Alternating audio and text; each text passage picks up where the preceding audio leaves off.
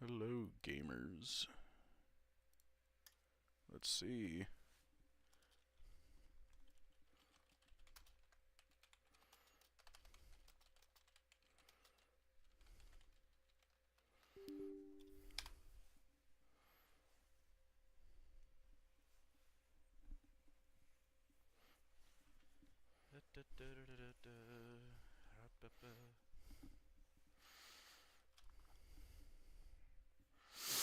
Gamers. Let's see.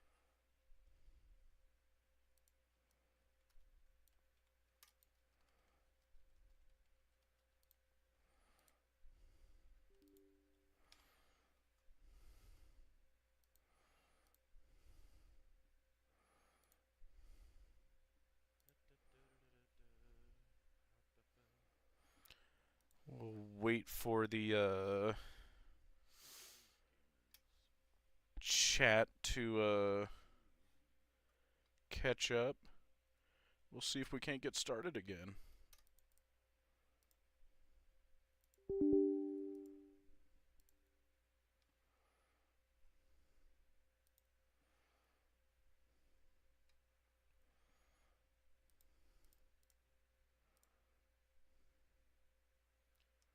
We'll wait for the chat to catch up. We'll see if we can't get started again. Wait for the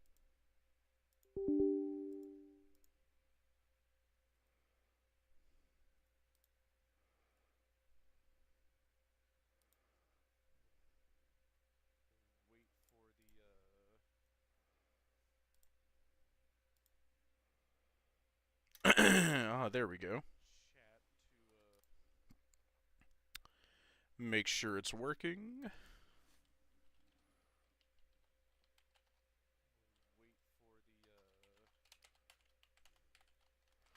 Try Peekaboo. See if it pops up.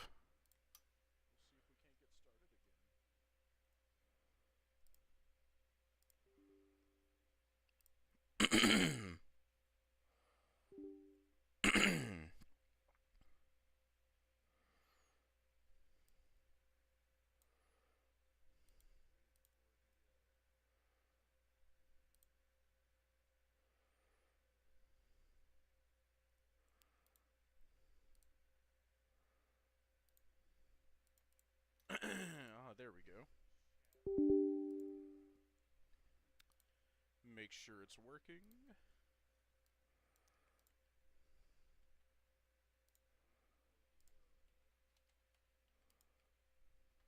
Try Peekaboo.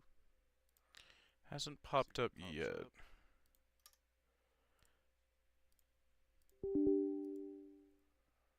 This is getting a little frustrating.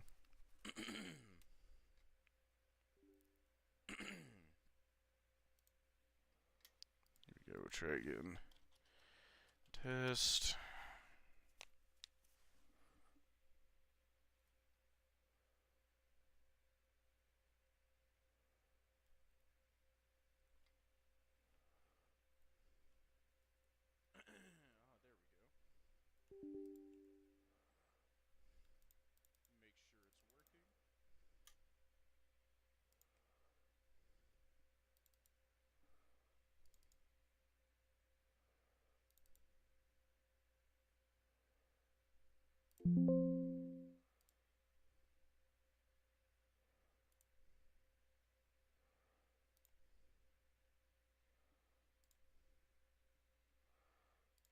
Go.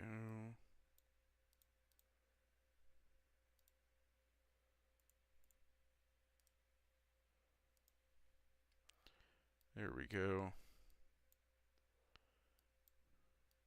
Are you winning, son? Let's see. Here we go, one more test.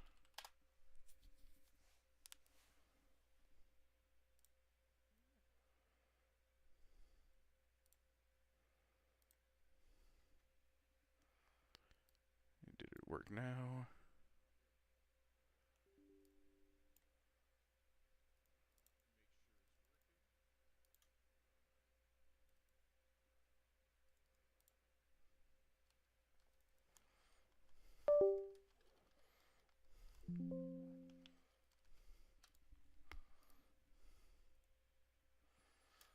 No.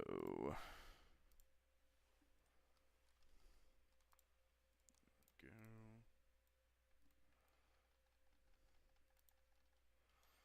We'll try again. Test.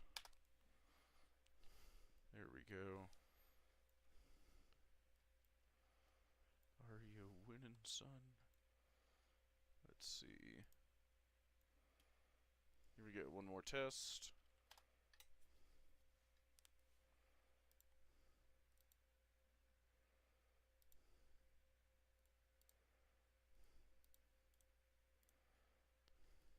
Did it work now?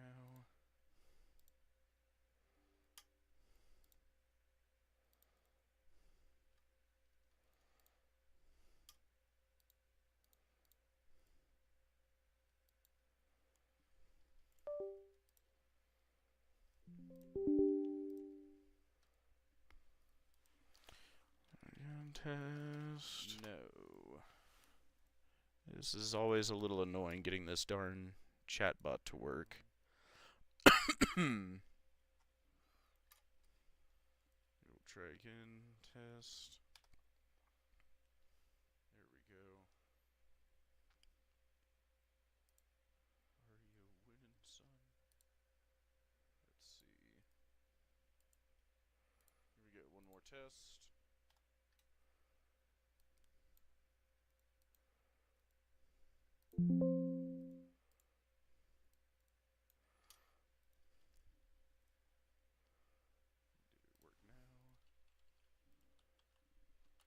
One more.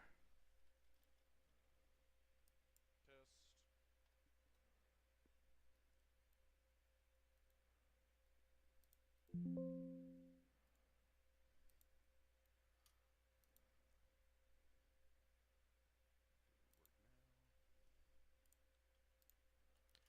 More.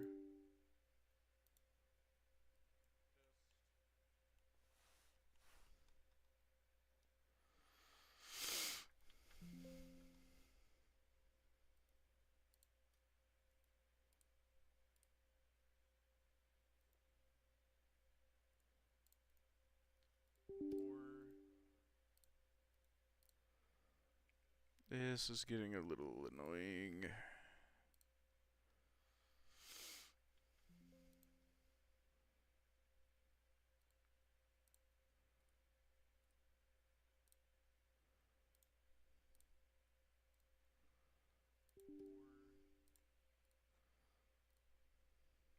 This is getting a little annoying.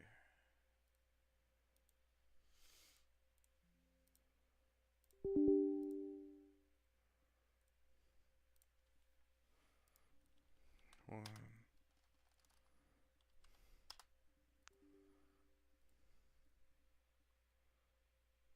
This is getting a little annoying. There. Okay, now it's seeming to work. There we go. So let's see. H. Happy.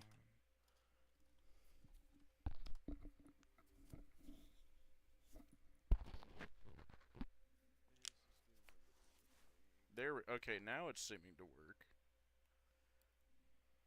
There we go. So let's see. H. Happy.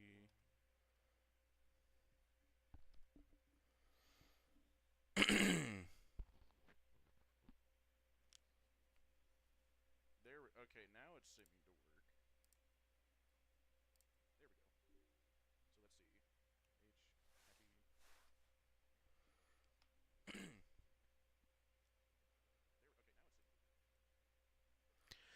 Alright, so we should be all set now. Chat seems to work, which I'll say. Chat seems to work. Rock. work. Alright, so we should be all set Mississippi, now. 2, Mississippi 3, Mississippi 4, Mississippi Chat seems to work. 5, Mississippi 6, Mississippi 7, Mississippi 8, Mississippi 9, Mississippi 10, Mississippi 11, Mississippi 12, Mississippi 13, Mississippi 14, Mississippi 15, Mississippi 4, Mississippi 5, Mississippi 6, Mississippi 7, Mississippi 8, Mississippi 9, Mississippi 10, Mississippi 11, Mississippi. Alright, about 23 second delay. You know, it's about standard, so we'll go with that. Again, if you're watching this back, just remember, what seems to work is just doing the, playback at 2x speed thing. That seems to help a lot on catching you up, but other than that, it's just YouTube goofiness. That 20 seconds latency seems to be about as good as we're gonna get, and that's fine. Let's see here. We'll get right back to it.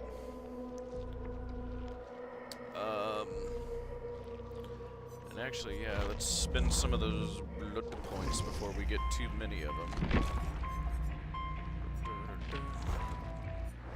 Spend them on Freddy here. You guys.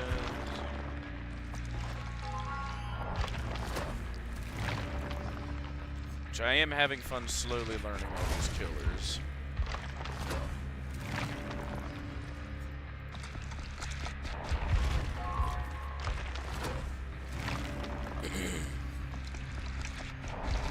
Excuse me.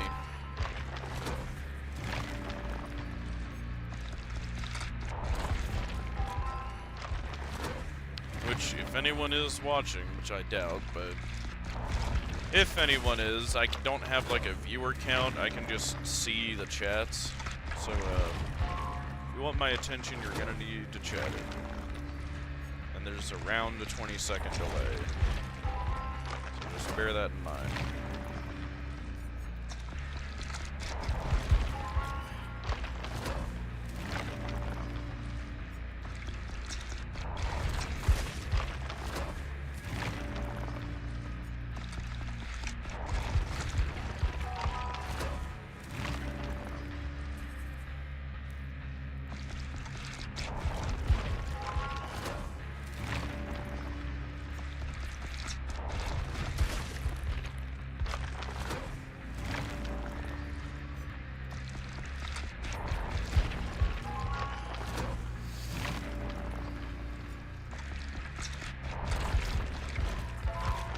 It's not Freddy Fazbear, it's Freddy Krueger.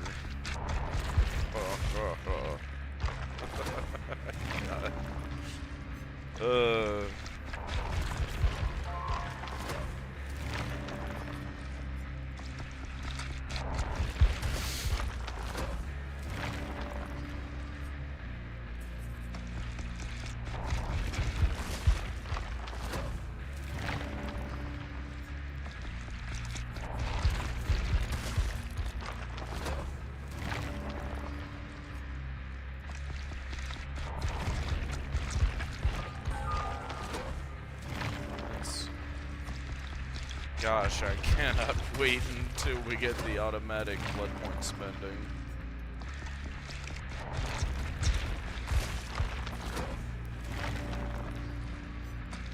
And yeah, it is kind of annoying continually getting my teeth kicked in during this event, but they seem to want to make a very survivor-sided event, but you know, it is what it is. You can't have them all.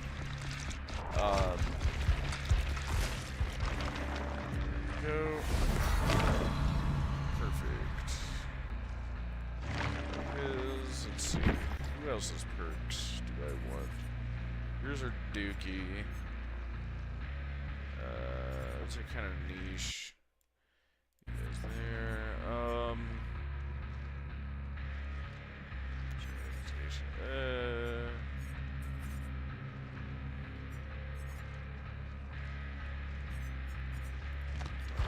Go ahead and get yours.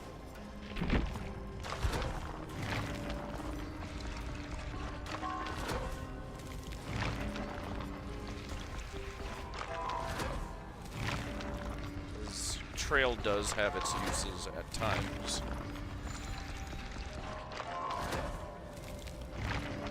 Although, kind of hard-pressed to use it versus Unbound.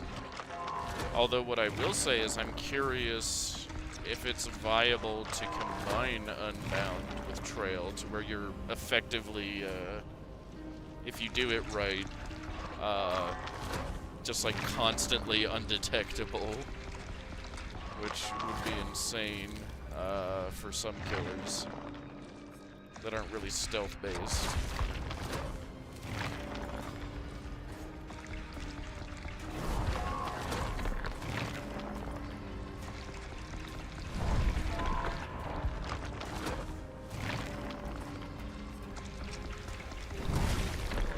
Oh, hey, unknown cameraman. No, we're just getting started here. So perfect timing. I grabbed my drink, I'm spending all these blood points, and as soon as I get rid of them all, we'll start playing again. Just got back from doing a little bit of chores, walking around outside, and, what is it? Fired up the game and just started to spend some of these leftover blood points. Trying to unlock all the perks I want. Which, like I was saying earlier, gosh, like, this event is survivor-sided, to put it mildly. So, it, you know, it does get frustrating to, you know, continually get my teeth kicked in as killer. But it is super rewarding to do so because, what is it, even in these matches where I'm not getting a single kill and only like a couple hooks, I'm easily walking away with about 250,000 blood points per game with no kills, which is insane. Which, you know, while frustrating, it does make this event worth it. Especially for a new killer, or just player in general, like me. Where I've got a lot of characters I need to grind to get all these perks shared between everybody. And it's just helping me level so much faster. Because, like, that's what I was remembering before, like, base game. What is it? It seems like, in a good game, I would get between, like, 75 and 125,000 blood points per game, roughly. If I did good. Like, I got a lot of hooks and ended up with a 4K in the end. You know, broke a bunch of pallets, stuff like that. That's about max, if I remember right, without any offerings. I think that's what I would get base game. But now, good God, with this event, with no kills, getting more than double that, like, it's frustrating, but it is worth it.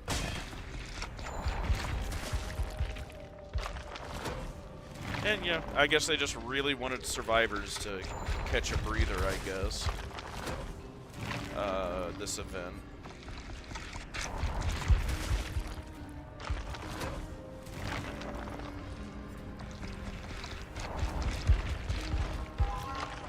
But, you know, that's kind of how it goes, right? We just got to remind ourselves this game is a spooky hide-and-go-seek.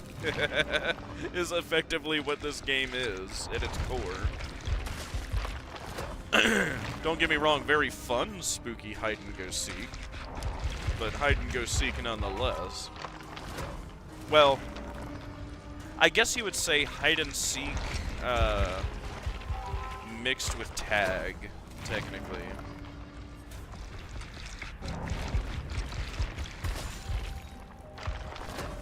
Go one more.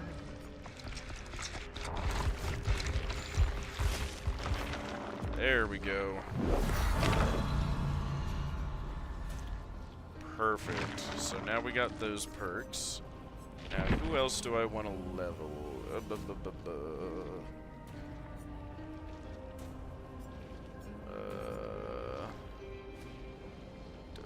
Here, scoot you over here.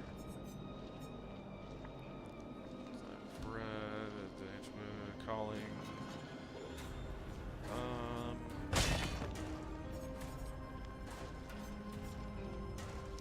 Or actually, no. I definitely want to do Houndmaster next.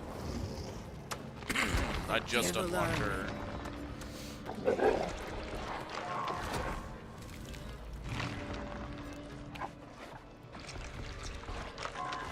Because, what is it, for Clown and, or yeah, Clown in particular, I really want her perk, yeah, Jagged Compass here. Excuse me. As, according to Aeronat, it really does well to, throw it onto the Gift of Clown build.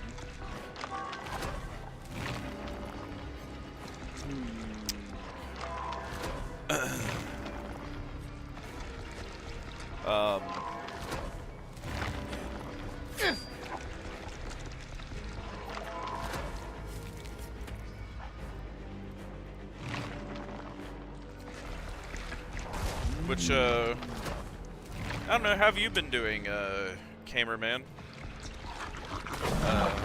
Not been doing too bad since yesterday?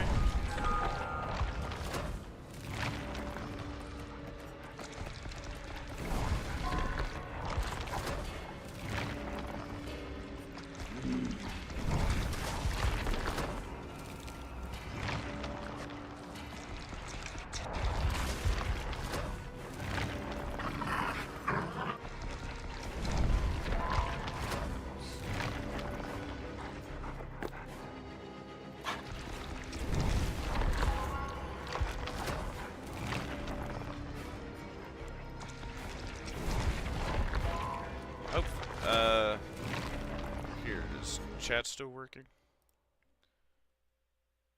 Yeah, it seems to be.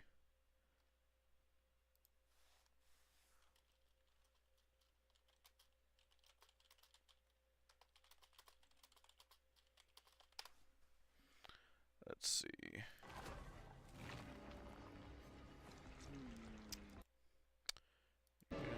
Just keep going through here.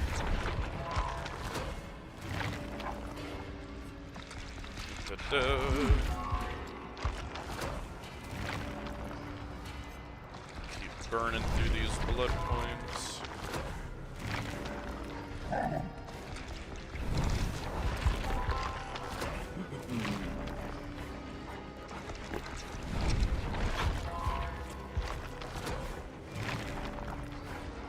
And I'm guessing you wanted to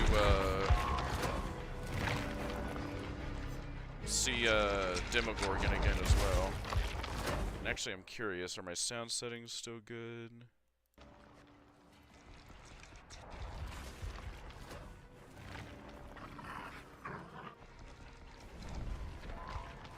Let's see. Good.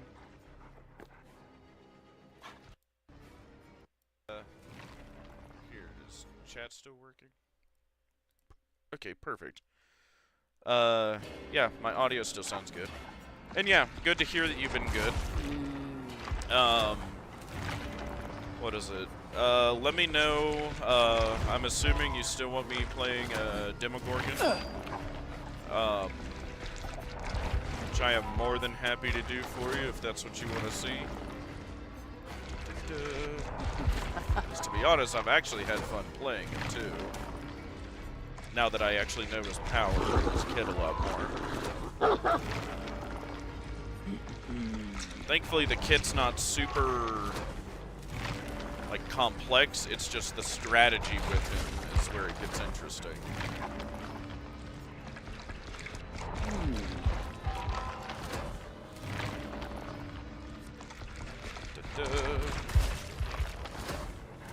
Yeah, burn down all these blood points and we'll get back to it. But yeah, do let me know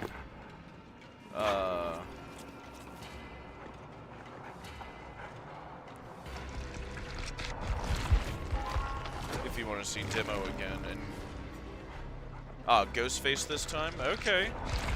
Mix it up a bit.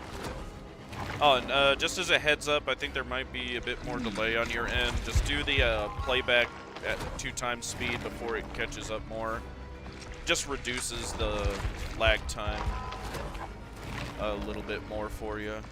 But yeah, more than happy to do Ghostface for you. Which is funny because I've been practicing with demos, so now I'll have to do a brand new killer again. But hey, I'm always up for a challenge. Let's see.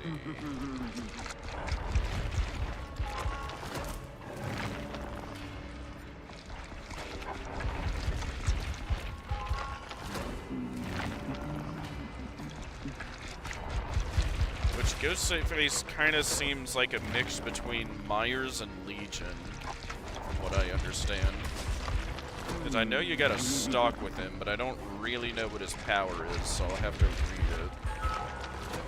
I'm sure I can intuit what to do from there. Because he doesn't seem super complex.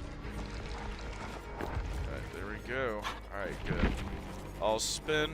Now let's pull up old Ghosty. Now, what is your power? Night Shroud. Studies victims for weeks, stirring their habits. Exactly how and where to strike.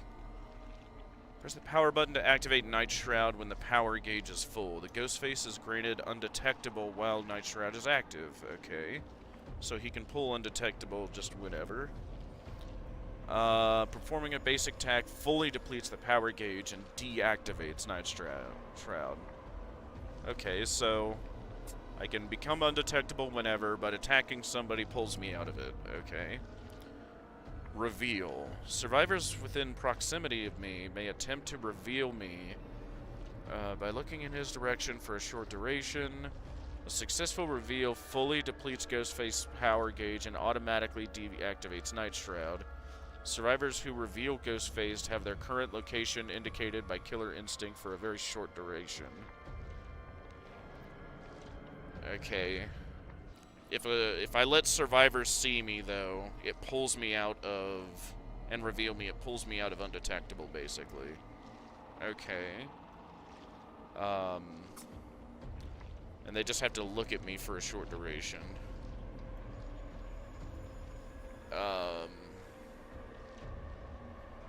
Okay. Stock. While Night Shroud is active, okay.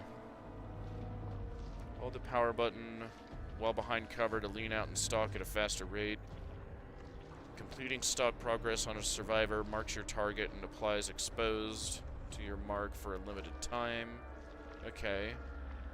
Marked survivors can't reveal me. Okay, interesting. The active ability button to crouch. Press the active ability button again while crouched to stand. The Ghostface moves slower while crouched. Interesting. So I can stalk, expose, yeah. On a survivor, marks your target and applies exposed. So with exposed, I'm pretty sure I can just one-tap them. So that is nice, actually, if I can pull it off. Okay, I think I roughly got it. What's his kick here?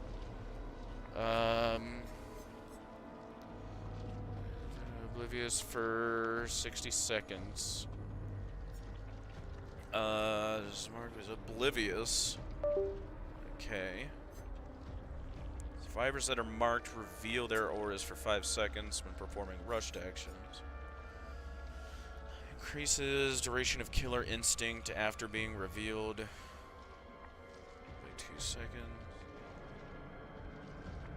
Ew, interesting. Your audio is cutting out? Uh-oh. Let's see here. Can you still hear me? Here. I'll say test in here. Well, I don't know why chat would matter. Here, maybe move my mic a little closer. Is it the, desktop audio, or is it my mic audio?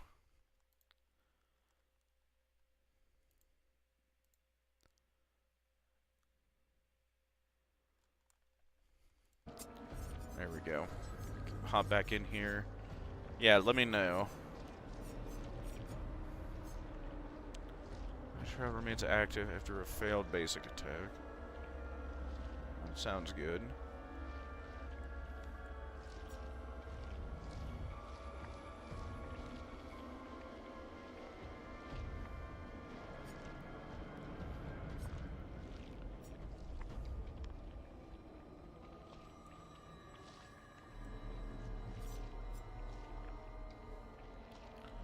In the dying state.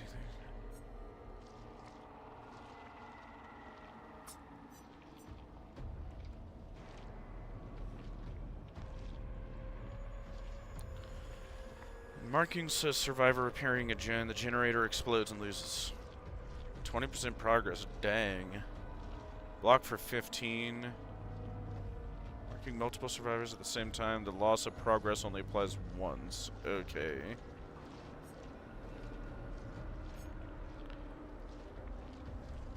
No, you're still cutting out the game audio too. Try refreshing the stream. I'm gonna look and see if I hear what you're saying. There we go. Hop back in here. Yeah, let me know. Yeah, at least on my end of the stream, from what I'm hearing, the generator explodes and loses. Sounds fine to me. 20% progress. Dang. Block for 15. Yeah, just try refreshing. Sounds fine to me. Because I've also got the stream pulled up.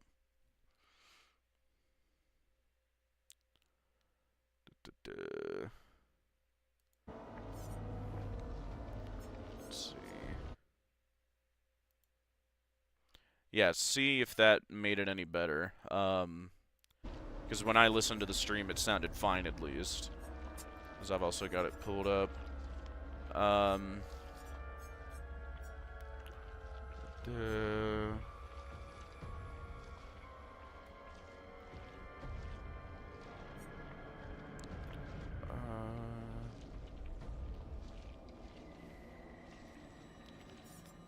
Interesting. Feel like I'm gonna need that.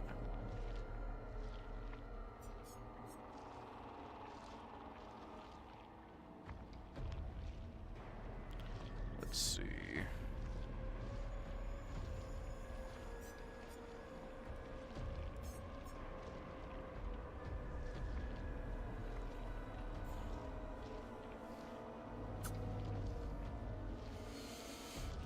Increases the duration of killer instinct.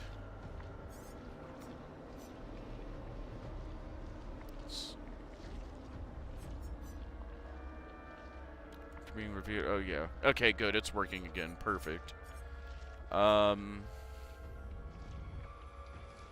see. Yeah, feel free to suggest anything with the build if you kind of know what to do as well. 'Cause this is brand new to me. I'm just gonna kind of wing it here.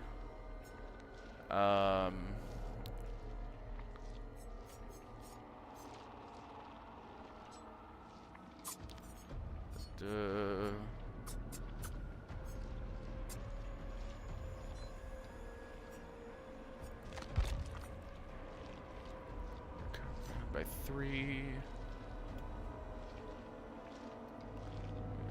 Marked survivor by 10%. That sounds okay, at least. We'll do that. So you're a very stealthy killer. So let's see if we've got any undetectable perks. Yes. Yeah, Dark Devotion. Throw that on. Furtive Chase. When your obsession is hooked, gain undetectable.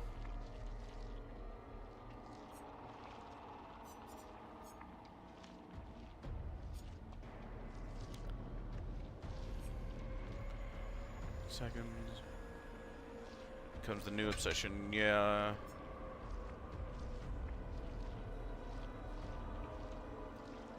That would be good. And unforeseen. Just constantly make myself undetectable, I guess. We'll give it a shot. And hey, fair enough. It'll be a learning experience for us both then. Because I've only been playing since the FNAF chapter announcement back in, what was that, October, November? So I've been practicing the game to preemptively get good at it, roughly. Because I'd really like to main Springtrap. Because I'm going to be very curious what his power is. Yeah, this seems decent. We'll give it a shot. We should be very spooky, so... And I'll explain it when we get in game as well.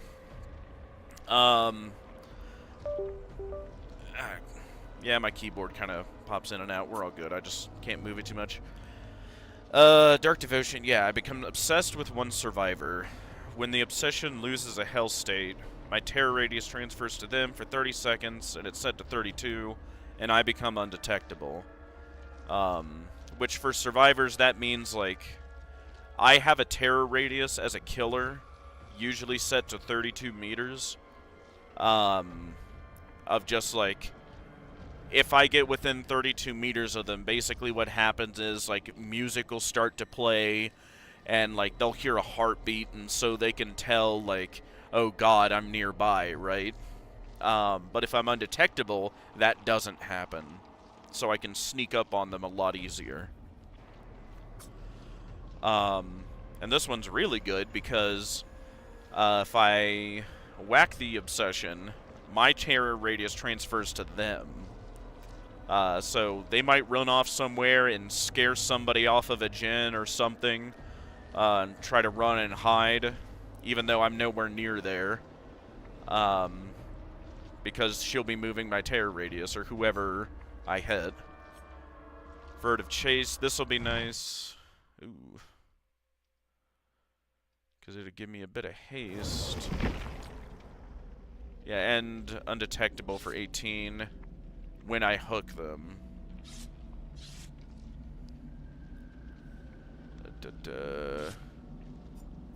Tinkerer, whenever a gen gets to 70, I'll become undetectable for 16. And unforeseen, whenever I kick a gen, I become undetectable for 30. Oh, so they're all good. Oh, well, let's get going then. Alright, let's see how bad we do our first game. But hey, this event is the time to, experiment. So yeah, these are offerings you put in at the beginning of the game that do specific things, like, yeah, that one, the one with the hand, calls on the entity, which there's a whole lore to this game, but it calls on the entity to block any other offerings to go to a specific map, basically.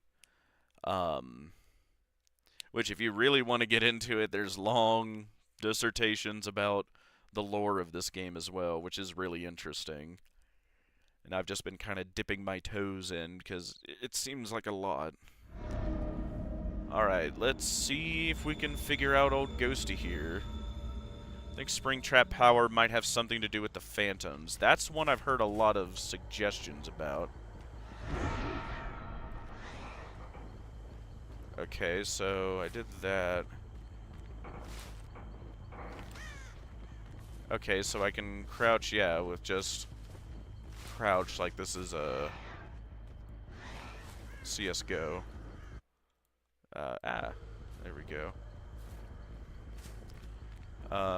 Here, actually, I kind of want to move you back over here. There we go. There we go. There was that. I wish there was like a meter to tell me.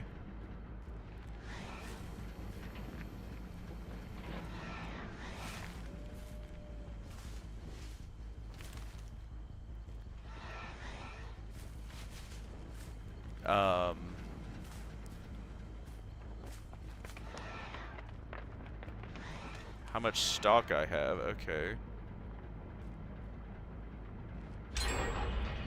there's that. Oh, I think it. Oh, yeah, I see it on their icons. Okay.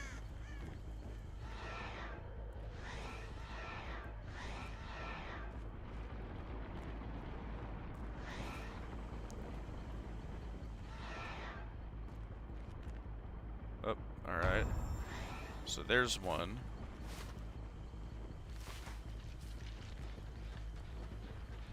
So I marked you. Where did you go? You ran this way. Okay.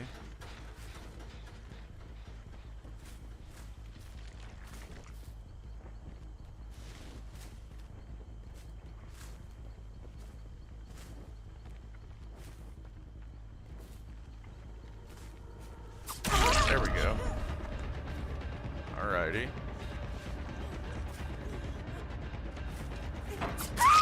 There we go. Okay, so we got our first down at least. Grab you. And we'll throw you on this pretty little hook here.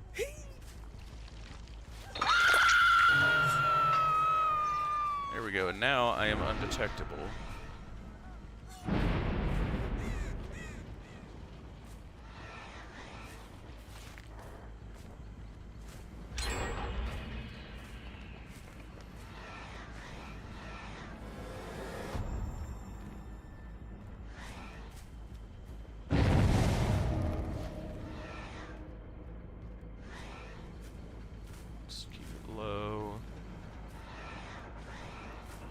I seem to move pretty quick crouch too.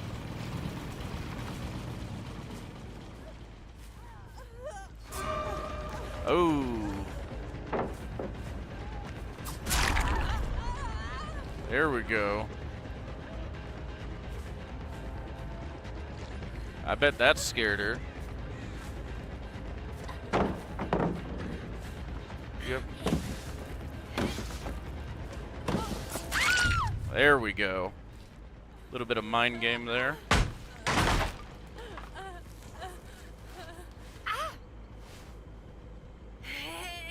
we go.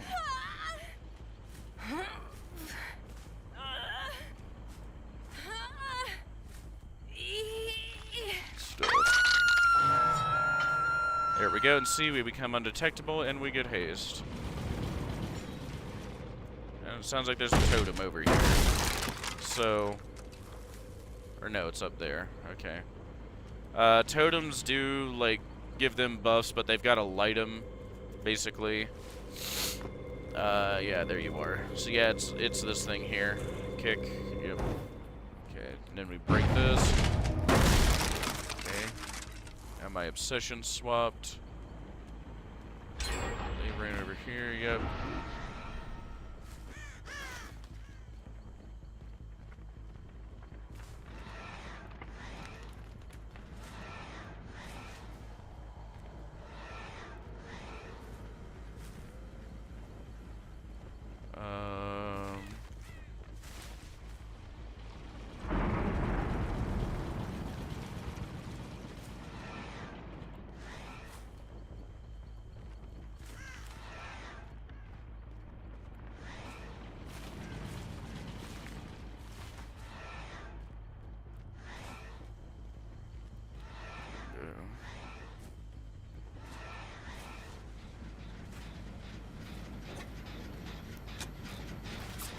Boo.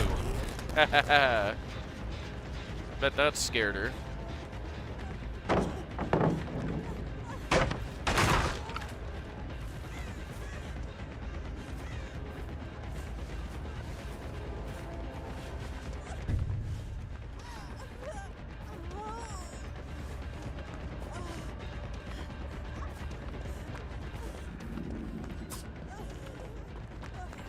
Oh, cute. There we go.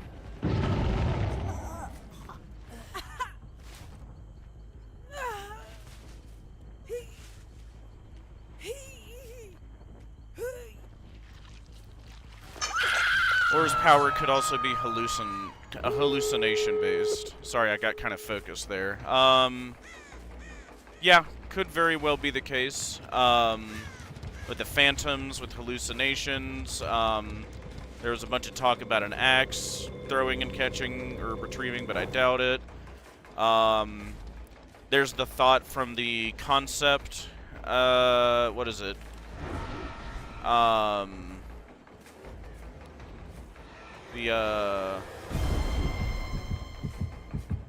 there you are. The concept, I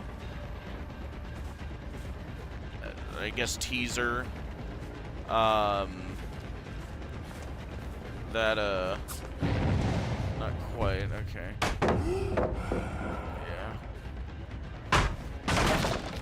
Yeah. Okay.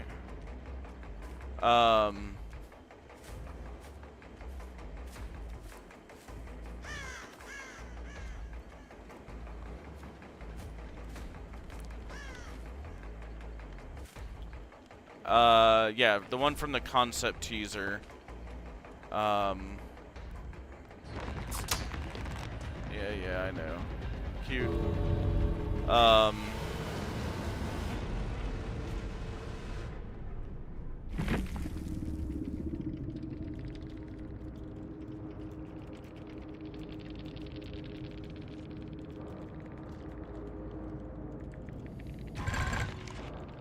There we go.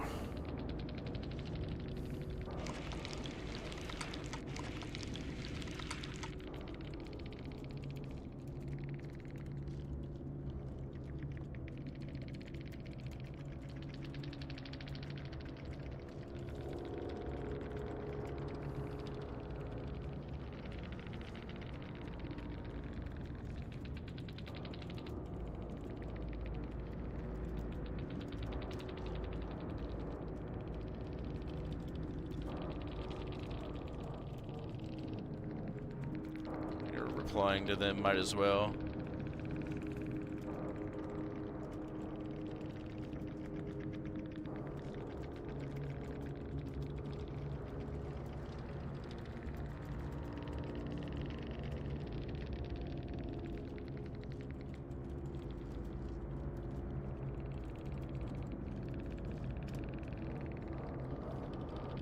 There we go.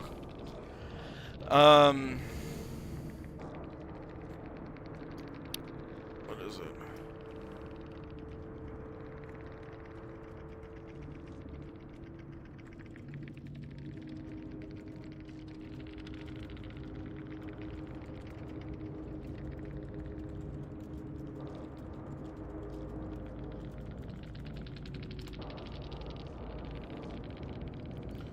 There we go.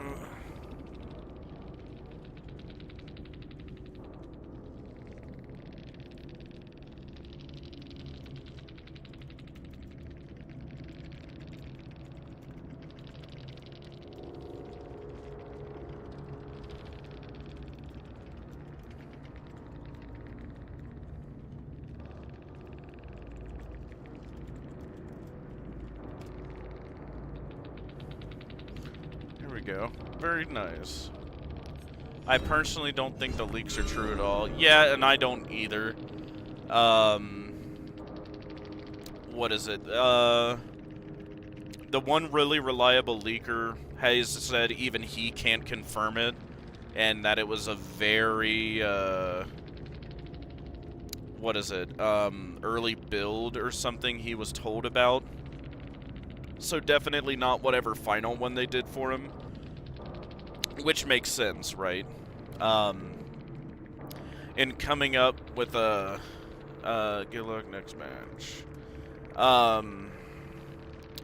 In coming up with Springtrap's power, I'm sure they had, like, 20 different concepts of what it would be. You know, I mean, and yeah, the one from the concept video, which I would highly recommend you see, power could be stealth-based. Yeah, and I could see that, which, the one from the concept, there's a DBD community concept team where it's just fans of the game here come up with concepts for new killers, and the one they came up with for Springtrap was, one where he can, like, I forget what the mode is called, but he can activate, or Trespasser mode, yeah. He could activate this thing called Trespasser mode, and become undetectable in, like, this hazy, like, glitch mist kind of thing, basically. And he would come out of it and do a jump scare, basically, and he got, like, a lunge attack that if it hit, it was a one-hit down, right? So you saw, like, in that last game, right, I had to hit a survivor twice to down them. That's what it is base. Like, I've got to hit a survivor twice to down them. Barring a few exceptions, right? But his special ability was being able to just one-tap somebody, which is huge. And that him swinging with that axe would also, like, really regress generators and also instantly break doors and pallets, which would have been really cool, because it would have been like a power killer, for lack of a better term, mixed with stealth. There's a thing where you could do with the Phantoms. Like, I would love to see something with, like, maybe using animatronics somehow. Security cameras would be really cool, because there is a killer. Where is he? Yeah, Singularity here. He kind of puts out these pod things that also have cameras. That he, like, shoots a little probe out, and, like, if it sticks to a survivor, he can instantly teleport to that survivor. But instead, like, I could see something to where, like, the survivors have to use these security cameras to, like, find Springtrap. That would be really cool, to find a way to make that work. Maybe something even with, like, mini games while you're in the security camera. To where, like, those annoying ultimate custom night games, the survivors have to play while they're in to keep using the cameras, basically. That would be really cool, like, to find a way to make all that work together.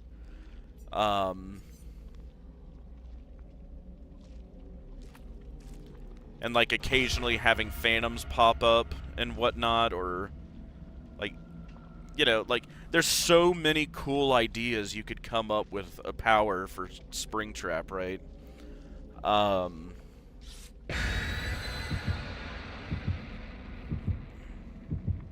So I'm kind of getting ghosty here more. Should kind of treat him like Myers a bit.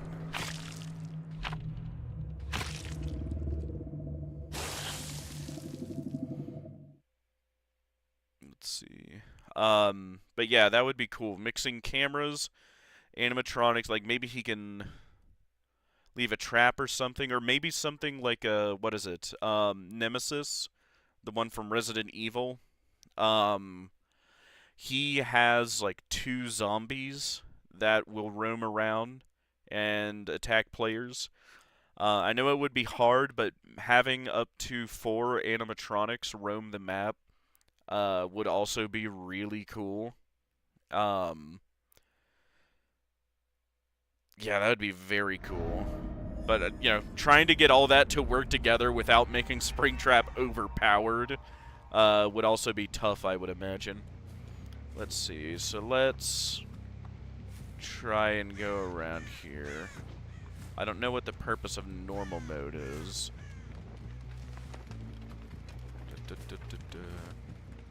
Stay nice and low to the ground.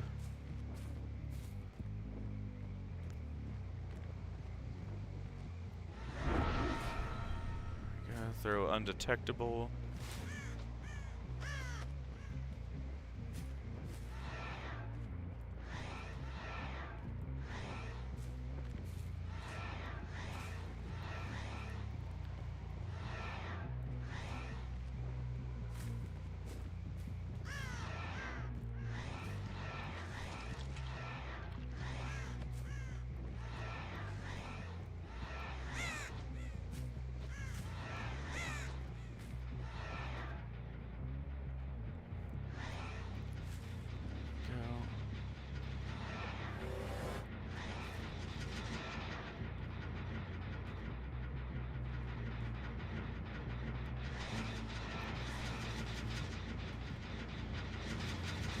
yeah, he just ran from me. I cheated too.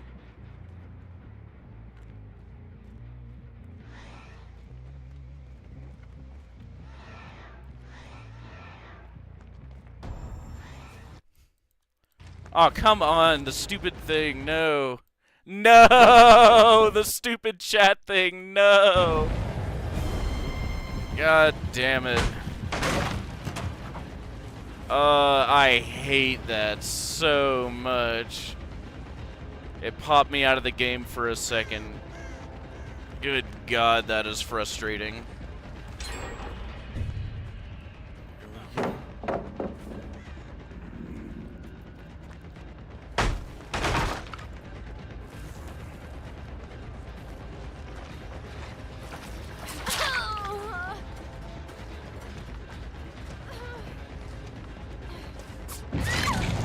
There we go, that works.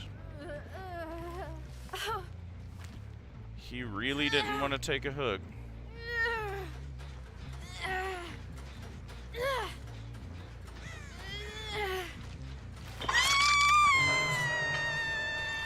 There we go. Our first hook, and only 2 gens have flown.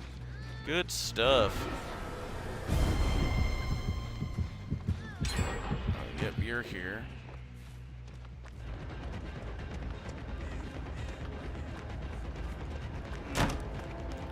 Tell you what, a vault speed build on this guy wouldn't be bad. There we go.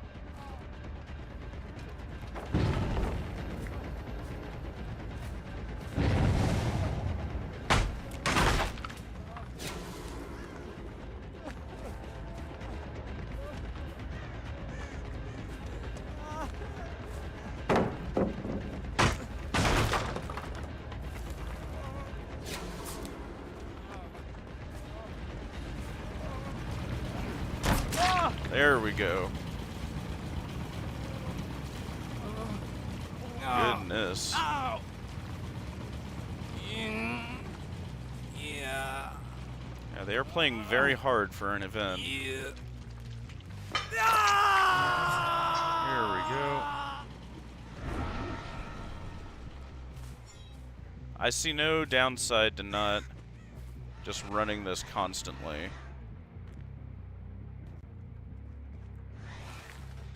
There we go, you gotta kick this guy.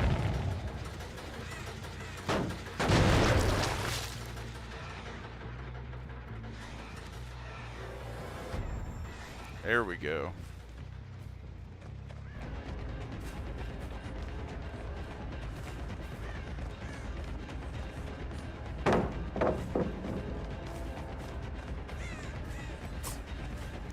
Oh, what the hell? There we go. Yeah, 1-hit kill. Or, well, down. I'm starting to kind of get the hang of him. Oh, hello there.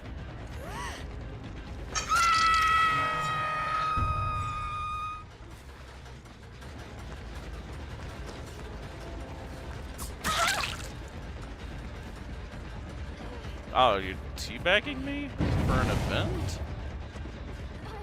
Interesting choice. Kick this.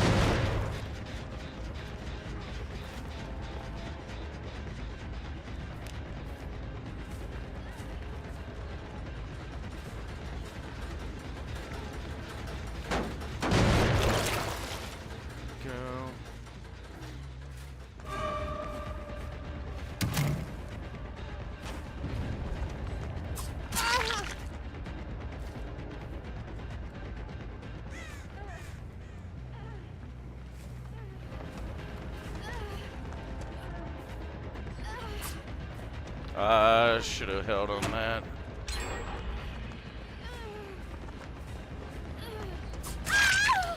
Here we go. Put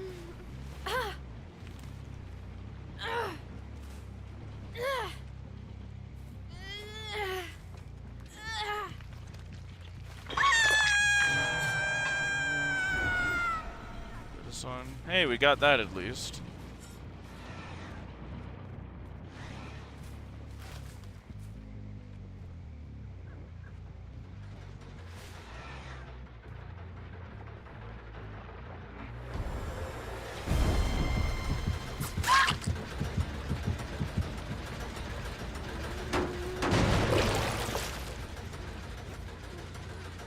Alright, he's gonna boogie. Grab you.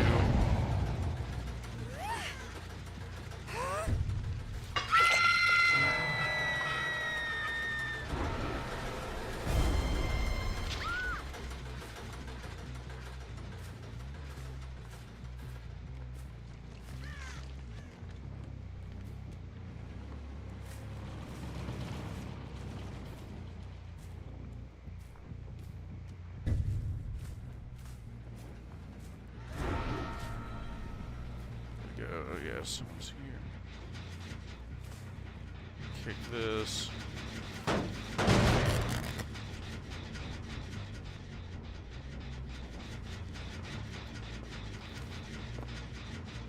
Oh, yep.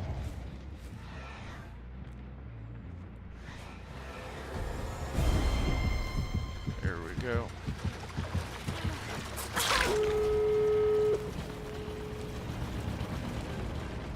See if we can grab you. Yep. This.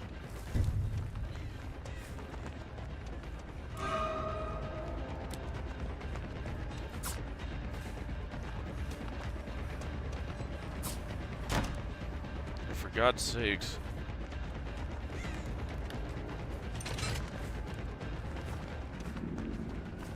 Oh! There we go. Oh! Ah!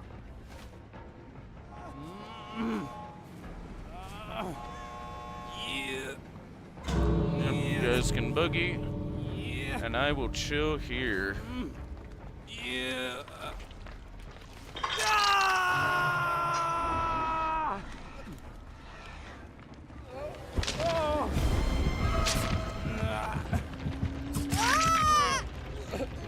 Oh, you want to trade? Alright, works for me.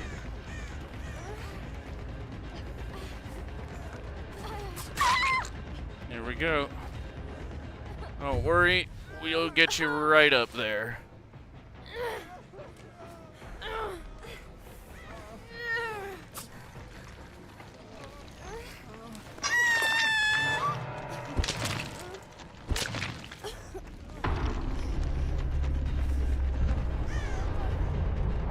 Ooh, almost.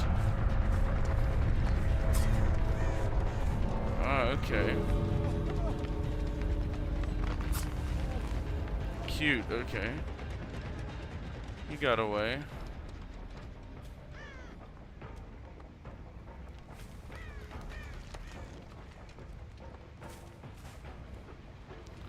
Very nice.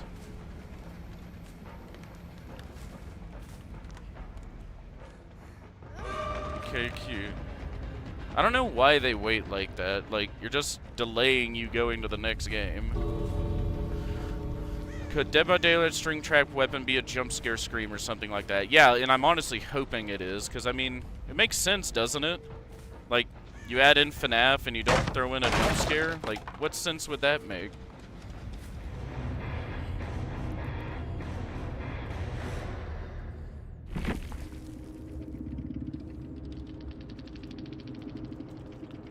Earn a match with Ghost Faye. Trying for the event. Go. GG. There we go. Let's see.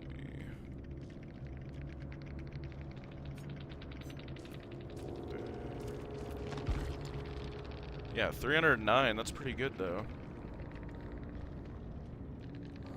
Are they gonna say anything? But yeah, jump scare, a scream or something like that. Well, yeah, and that would make sense. Like, again, you do need to see the, what is it called? Dead by Daylight community team FNAF concept.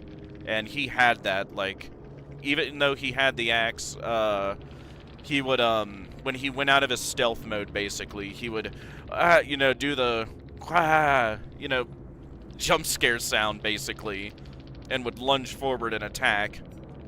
And if it hit, it would be an insta-down. So it was like mixing a jump scare with an attack, which was really cool in my opinion. Here, we'll do the red glyph thing. Here we go. We'll keep trying Ghosty here. Double check is by 10. Yeah, that's actually pretty good. Yeah, honestly, I still like those. Honestly, actually, instead, let's change his build up a little bit. Let's keep these two, but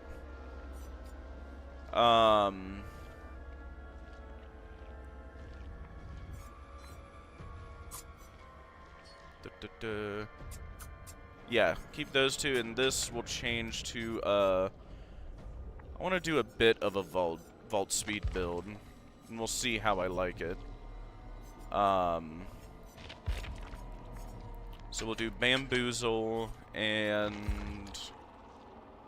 where's the other one here? Vault.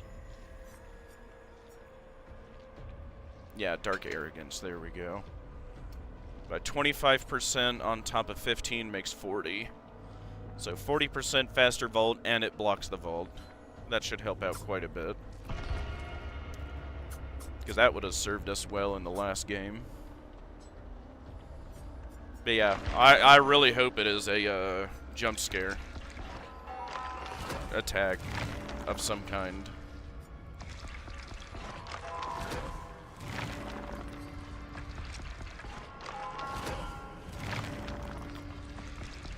Spend some blood points while we're waiting.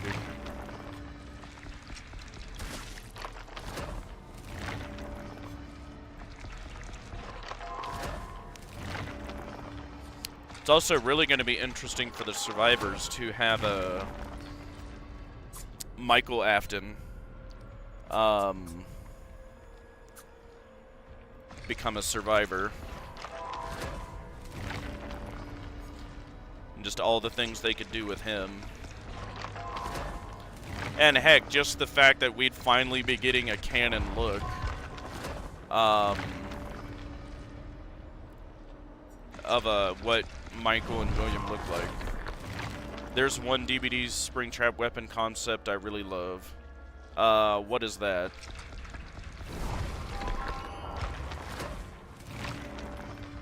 I am curious.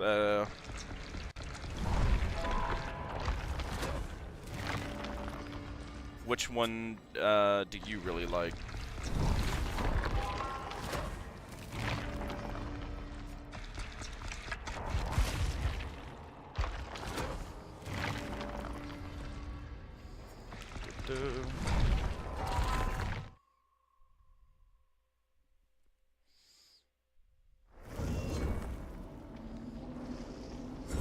There we go. So yeah, with this one, yeah, there's gonna be a red glyph on the map. We just find it, interact with it, and we get all this stuff. Super easy. The little globes mean they're console players. There's not gonna be a lot of talking. Medic flashlight toolbox. So yeah, survivors can bring things into the trial. Obviously, medic bags mean they can heal themselves or others faster. Where he used the toy shank as a weapon. I'm not familiar with that one.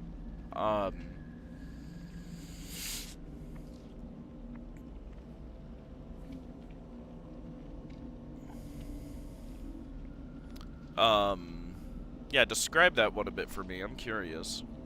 Go,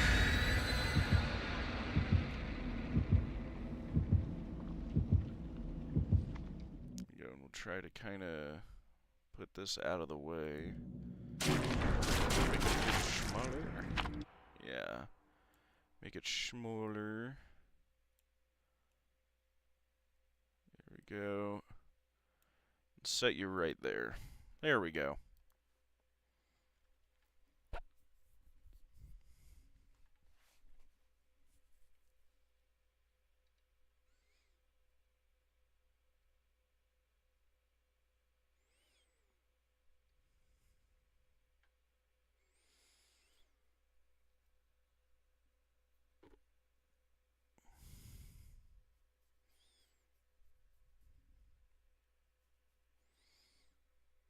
I guess I should, you know, talk more. Streamers are supposed to be entertaining. Well, heck, now it should be getting interesting. So now we got an indoor map. And let me know if you, want to see any other killers as well. Ooh, well that was easy. There's the glyph. Burp.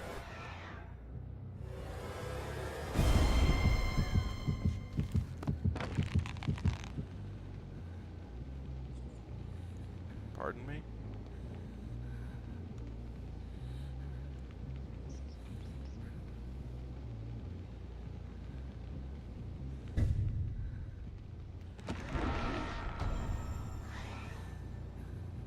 No. You must play. No.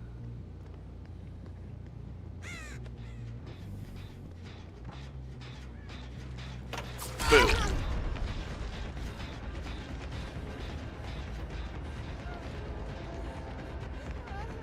Oh, I'm coming. Oh, I'm coming. Up, up, up, up, up, up, up, up, up, up, up, up, up, up, up, up, up. Yep, vault for me. Fast vault. Yep, yep, yep. Ooh, gotcha. Most excellent. Ooh, you tried to flashlight stun me.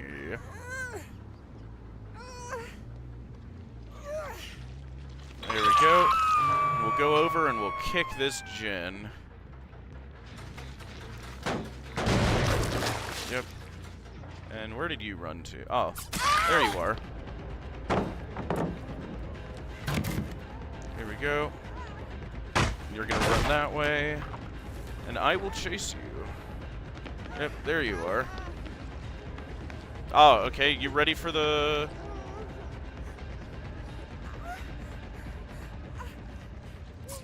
You're ready for the hook again, it looks like. If you're going to use your unhook protection to body block, feel free to go right back on the hook. Da-da. Oh, yep, there you are. There we go. You're free to run. There we go. We're supposed to use that time to run. There we go, we kick that.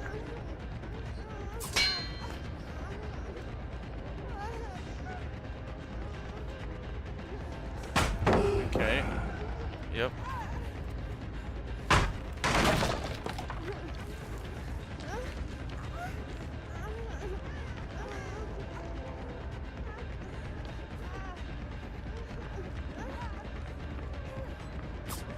Ooh, did you see how close that was?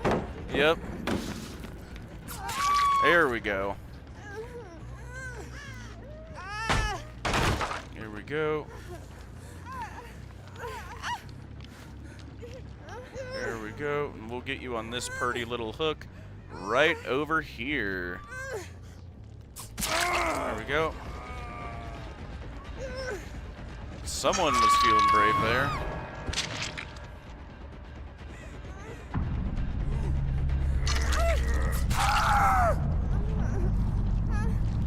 Oh. Now's your chance to run.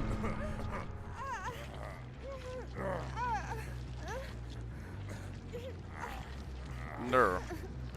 Now is your chance to run.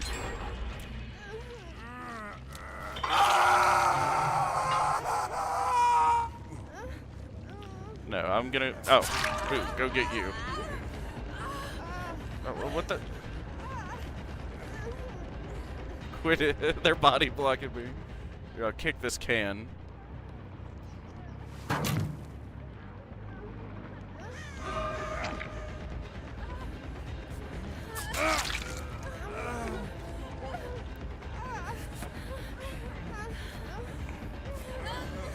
Alright, they're... You know what? Yeah, whatever. We'll let them go. Caught me in a good mood. Alright, fine.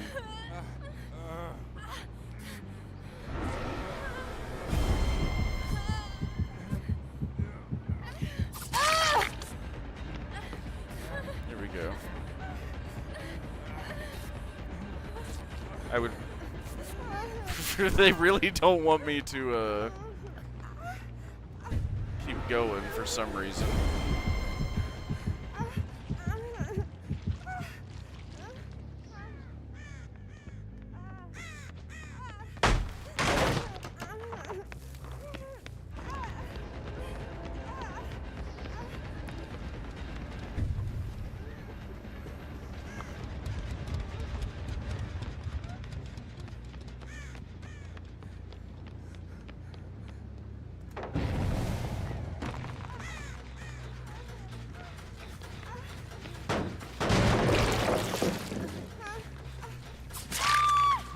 Go. There, now you can't body block. Nothing else.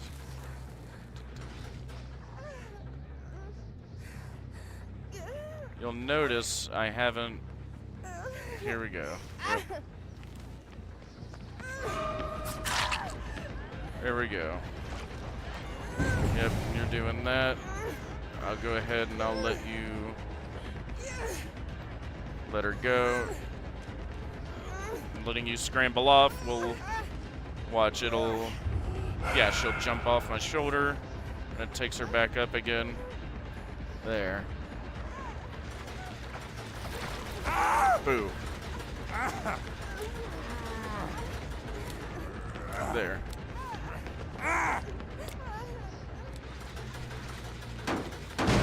There, now we're all farming blood points.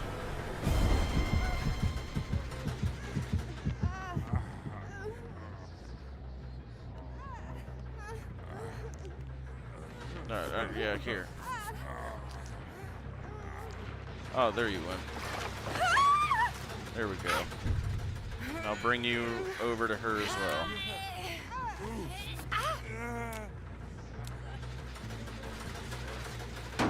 There, we're all just kind of farming blood points, I guess.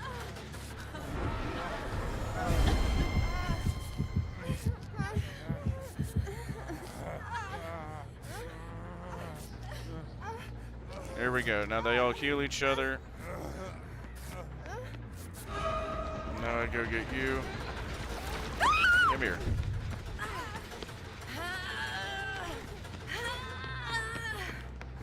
Sit you down over here. And I kick it again.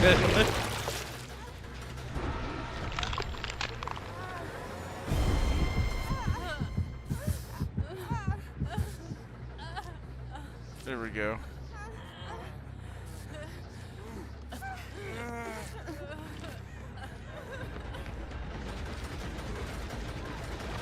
Okay. There we go.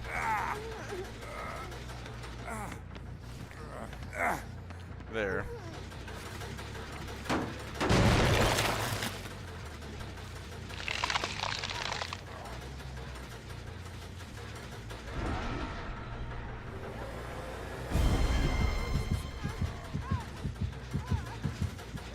There we go. This is funny, if nothing else. And hey, we're all getting a lot of blood points out of it.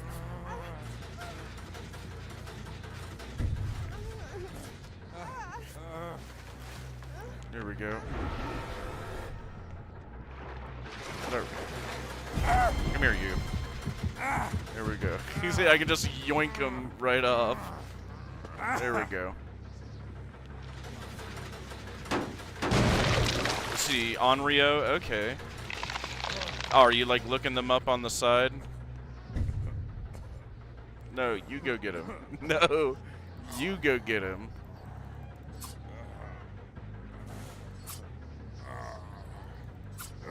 You go get him. Alright, fine. If you want me to hook him, I'll hook him. Okay. I can hook him if you want. Alright, there you go. Now unhook him.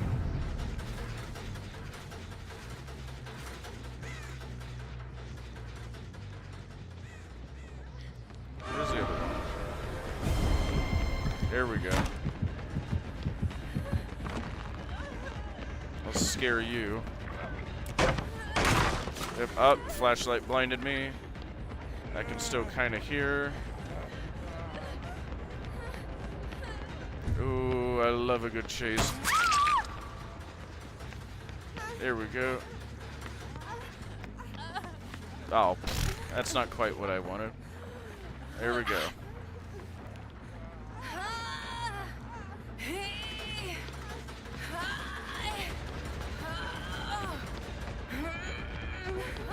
There. Here we go. There.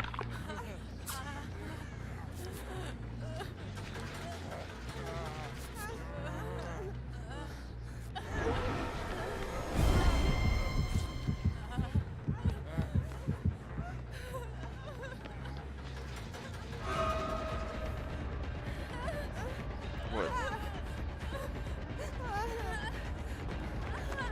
What? No. You don't get to go next. I'm at least playing. If you guys basically wanted to goof around halfway through, I'm gonna have fun with it too.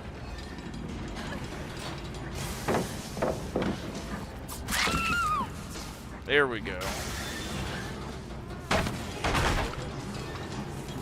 There we go. I'll pick you up and I'll let you jump from me. No. There we go. And then we go back here. And I'll let you jump from my shoulder.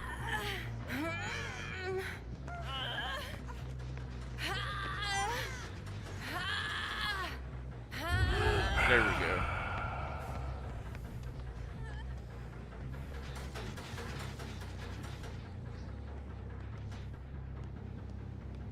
Alright, where'd the other two go? There we go. Someone's here. Or was here. No.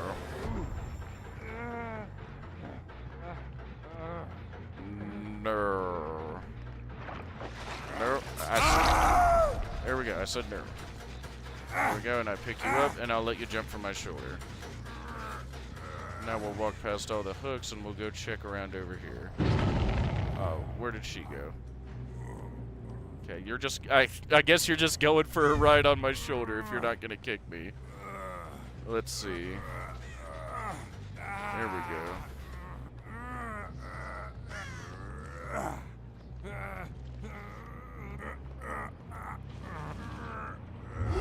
There we go.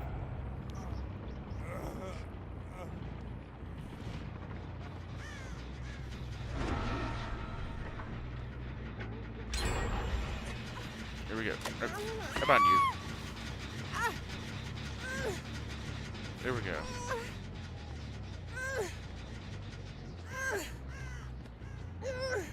Where'd the other one go?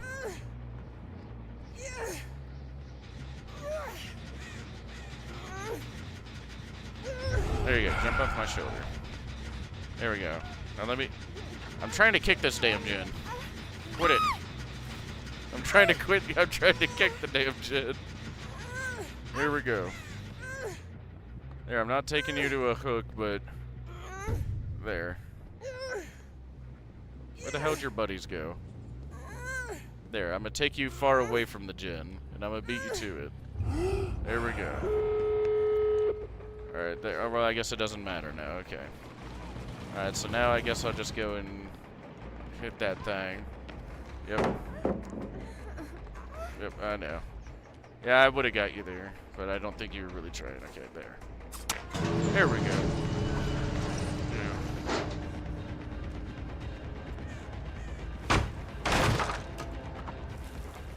There you go. Oh, the one guy died. Interesting. I don't know why. Or, oh, wait, yeah, that was from the beginning. I'm a goober. There, go, go, go. I know, come on.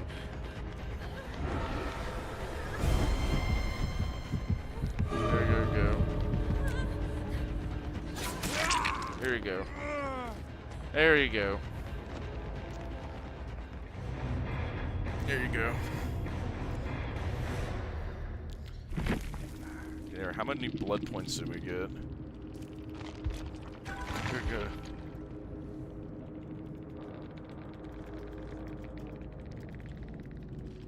There we go. Yeah, good grief, 324,000.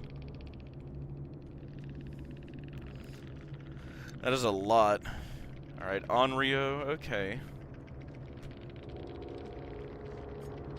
But yeah, are you looking at like a character sheet or something? Excuse me. Let's see.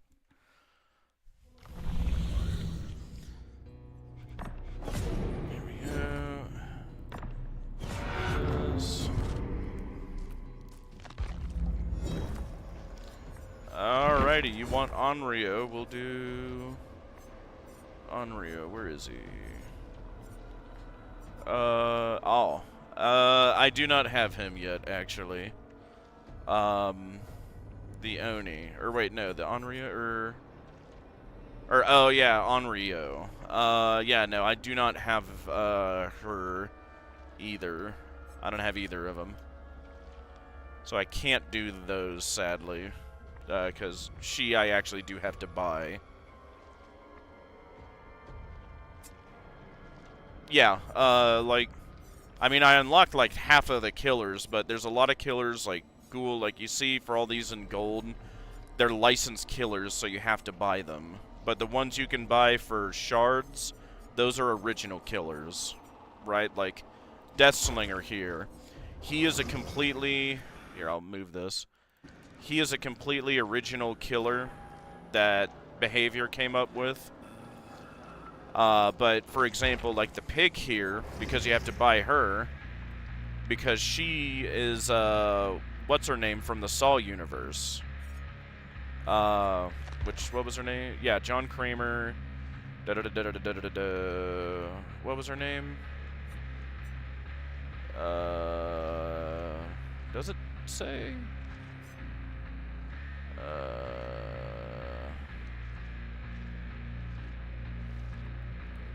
Amanda Young, yeah, from the movie. So, like, this is the actual Amanda Young from the Saw universe, right? But to do that, they had to license her in the Saw franchise, and, you know, that cost Behavior money, and ergo cost us money. The Lich. Okay. I do have him. No part of the plan. Okay, yeah, he's from, what is it, Dungeons & Dragons? No idea how to play him either. Let's see, what, Vile Darkness. Yeah, Amanda from the Saw universe. But that's just the long and short of it with characters. Characters like the Lich here or Amanda from Saw, they had to pay for, so we have to pay for. But there are plenty of killers in the lineup that are original to them, like Billy, Wraith, Trapper, Nurse, and Nurse is still probably the best killer in the game, especially if you get good with her. Huntress, Freddy Krueger is obviously a licensed character. Clown is original to them. But yeah, that's just the long and short of it. I've unlocked a lot of licensed characters. Like Myers, and Chucky, but, there's just some, I haven't got lit, because it costs a good bit of money. Like, even all those killers cost me, like, a little over half of all killers cost me, like, 60-ish bucks, something like that.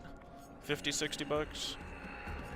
But yeah, let's learn about the Lich's power.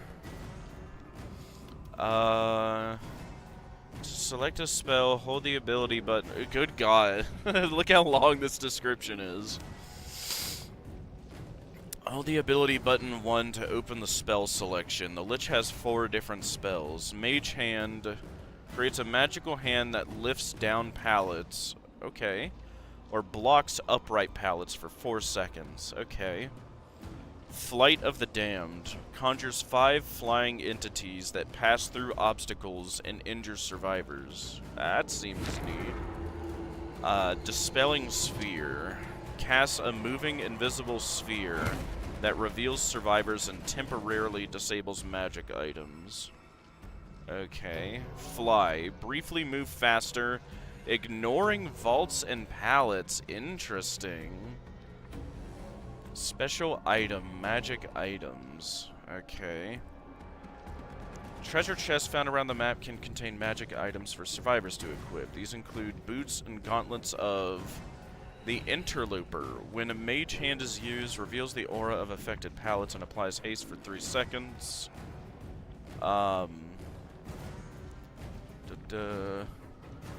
These are only for survivors. Okay, when a mage reveals the aura of affected pallets for 3 seconds. Night Watch reveals auras of Flight of the Damned. Okay, the Archivist makes Dispelling Sphere visible. And Skyguard reveals the Lich aura during fly and for a few seconds after. Additionally, upon procurement, all magic items briefly reveal Vecna's aura. Okay. This shall be their resting place. Special items. Hand and Eye of Vecna. Rarely, treasure chests will contain the hand or eye of Vecna. When picked up and used by a survivor at full health, they cost them a health state. Reveal their location with Killer Instinct for 3 seconds, and grant them a special ability. Those being, Hand of Vecna, fast locker entry teleports the survivor to a further locker. Okay. Eye of Vecna, a fast locker exit hides the survivor aura and grants haste for 12 seconds. Interesting, okay. But the 3 I've got to focus are 4. Mage Hand, Flight of the Damned, Dispelling Sphere, and Fly. Okay. No idea what I'm doing here, but let's give it a shot.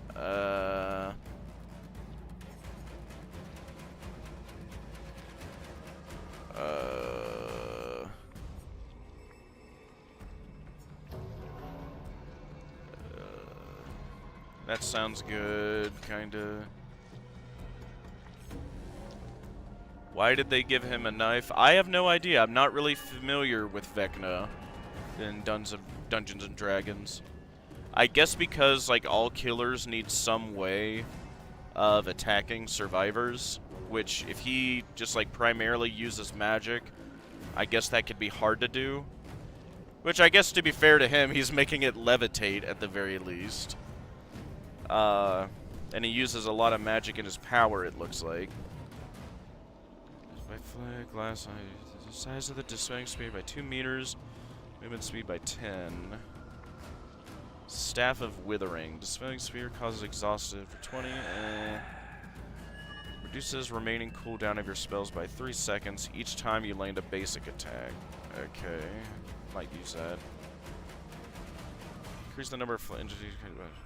That sounds okay. Offering, we'll do these. Perks.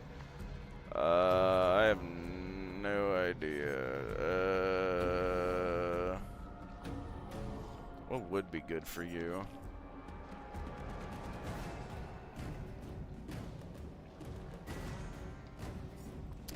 You almost feel like a kind of a power killer, I guess.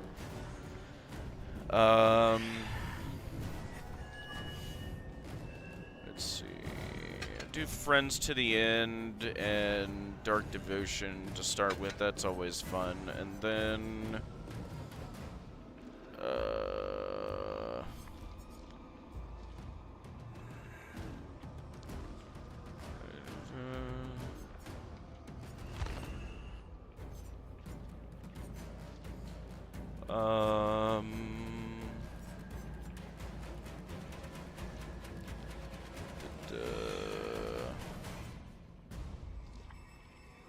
when he hits a survivor, he holds the knife. Interesting. I couldn't tell you. Is that not something he really does, typically, in Dungeons and Dragons?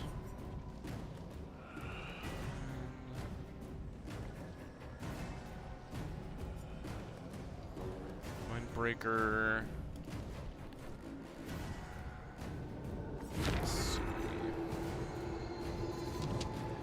I do blood flavor.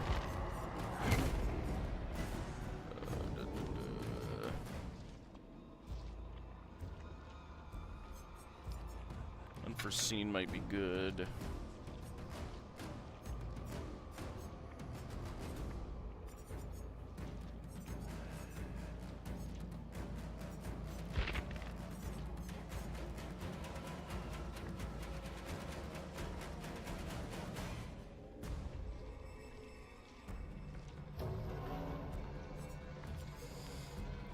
And since I don't really know what I'm doing, we'll just throw on Hysteria.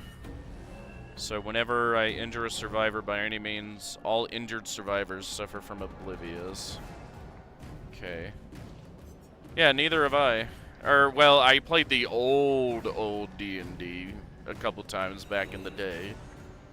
But we'll give it a shot. I have no idea what I'm doing. But so yeah, I get 4 spells. Mage Hand, which lifts down pallets and blocks upright pallets for 4 seconds, which sounds great. Flight of the Damned, where I get like 5 guys to like fly out and go through obstacles to hit them. Dispelling Sphere, cast a moving invisible sphere that reveals survivors and temporarily disables magic items. Fly, I can briefly move faster, ignoring vaults and pallets, so that would be good in chase. Yeah, and we'll just kind of wing it, I guess. It's worth a shot, if nothing else.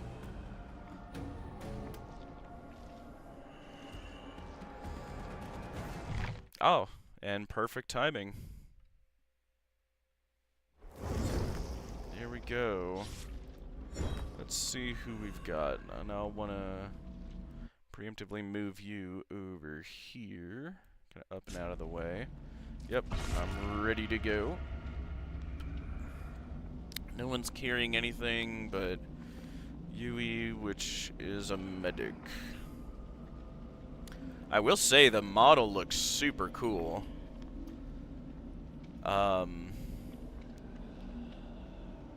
Like they must have spent a while on this guy.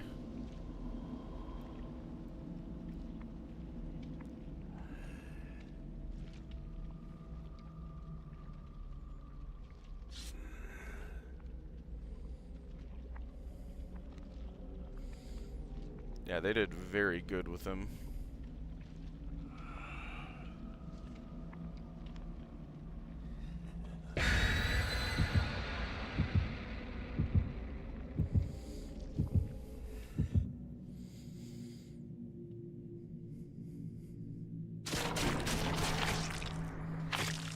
Go. Yeah, this, yeah, basically doubles the blood points you get during this event.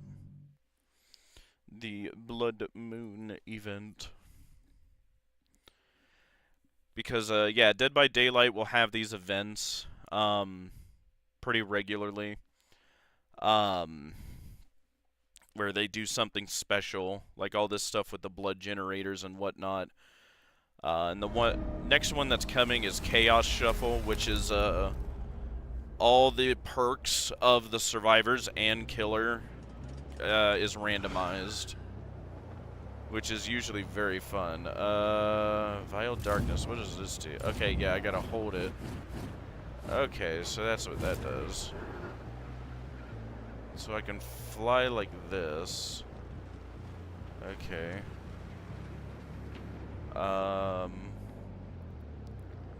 Here, how do I fly? Like the crows.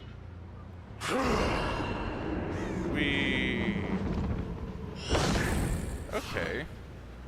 Interesting.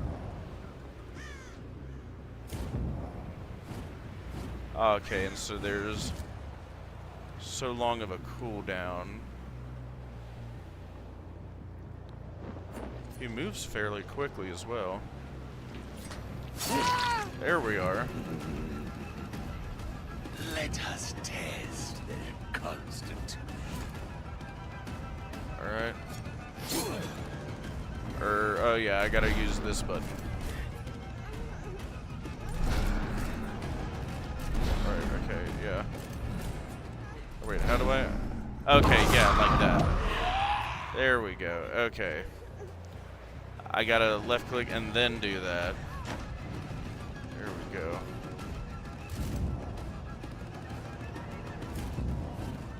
There we go.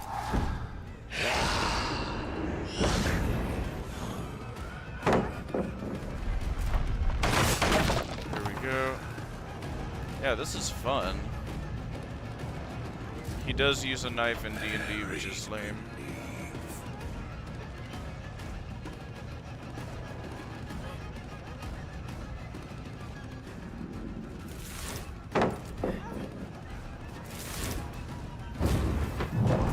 There we go. Look at that. 2 gens flew like that. Ooh, almost.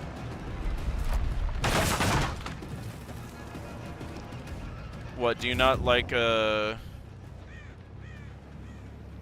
killers that just use knives? What, do you want like more like variety or something interesting, I guess? Yeah, we'll do this. Cast fly. There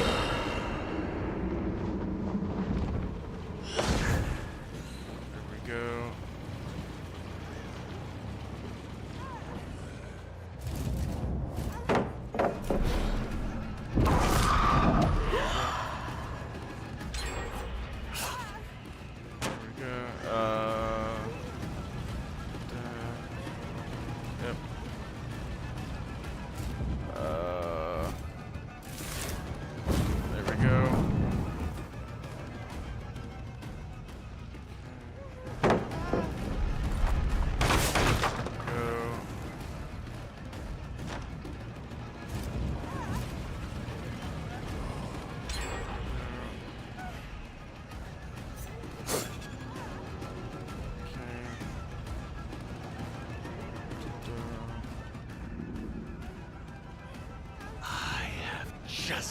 What does this thing do?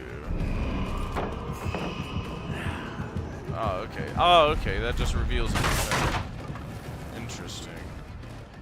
There we go.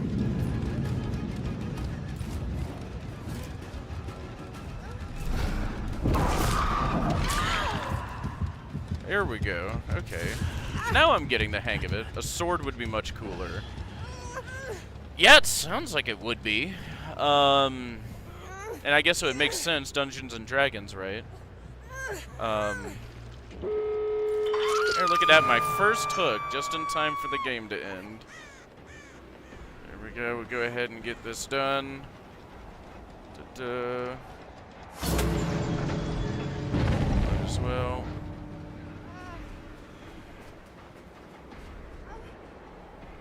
There we go. Go ahead and just let him out.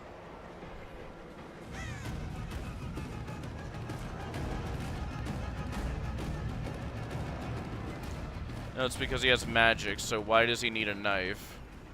I don't know. You'd have to ask them, I guess. You're good.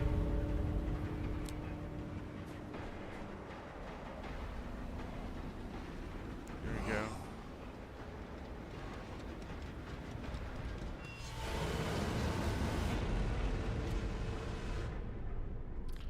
Go.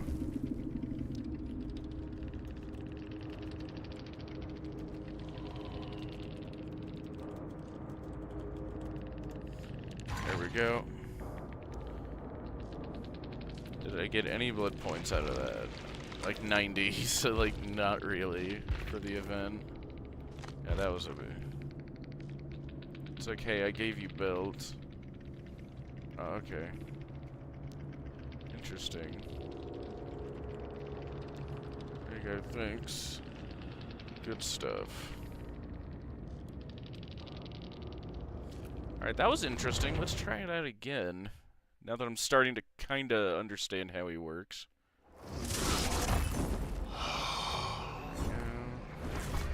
I will ascend. Yeah, because it's, yeah, just like that, like, it could be possible for him to just use, like, some magic attack. I don't know, it might be weird. Or, like, at the very, like, a magic sword. I don't know, you know? I agree, like, getting a little bit more creative with him would have been neat. To where, like, normally, like, just pretend there's no knife here. But, when he does get close, like, he conjures up, like, a magic knife or something out of nowhere. That would be neat. Gotta go, I'll be back. Yeah, that's fine. I'll go ahead and get this game primed up for you then. And, you know, hopefully eventually we get more people hopping in here. Because, yeah, that would be cool to, get more people. Oh, wow, we're actually up to 5. Hey, everybody. Feel free to chat in as I, play this. Let's see here. Okay. No one else really brought anything, it looks like. Just bear in mind there's like a 15-20 second delay on chat. But otherwise, yeah, try to say stuff while I play, and I'll try to respond to everything. Might take me a second, but I'll get to it. I mean, hey, at the very least, this event is a great way to farm blood points, is why I view it. And hey, I'm practicing new killers. Not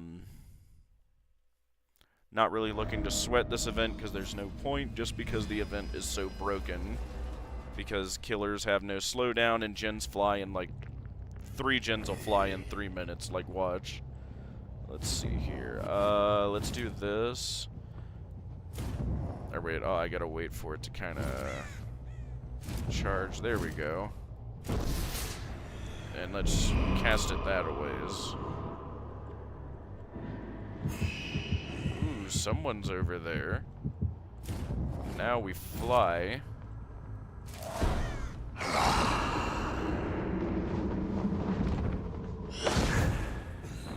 Where do you go? Up here? Where did you go? I don't know, someone's here. Boom. Alright, let's preload the hand. Cause I got a feeling that's coming.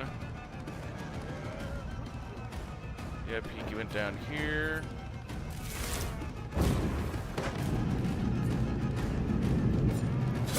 There we go. Hey, I got it. Okay. See, chat, we're learning. You can teach an old dog new tricks. There we go. Suitable sacrifice. If I don't get stuck on the terrain. I know one's down here, so let's preload this actually. There we go. Ooh, got a nice hit there. There we go, and let's load up this. Shoot that way. And let's preload this. Ooh, come on. Hello.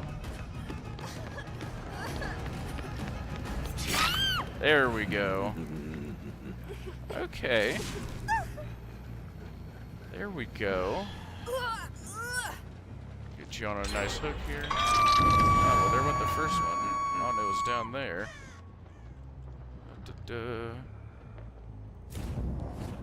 Let's do this. Send this way. Oh, okay. Boo. Oh, geez, you didn't get far. Next, someone will be over there. Oh, geez, how do I get to this hook? There we go. There we go. There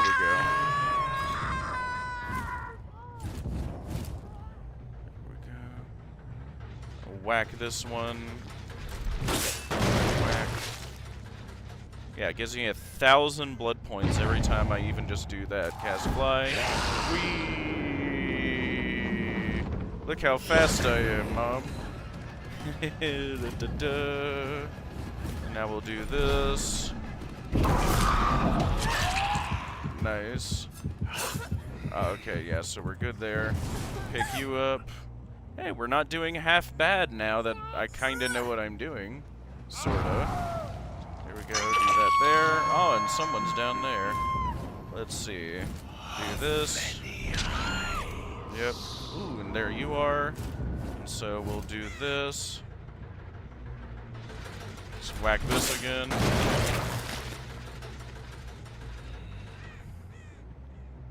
I saw you somewheres around here. Where did you go, big guy? Yep. Fly, my pretties. There we go.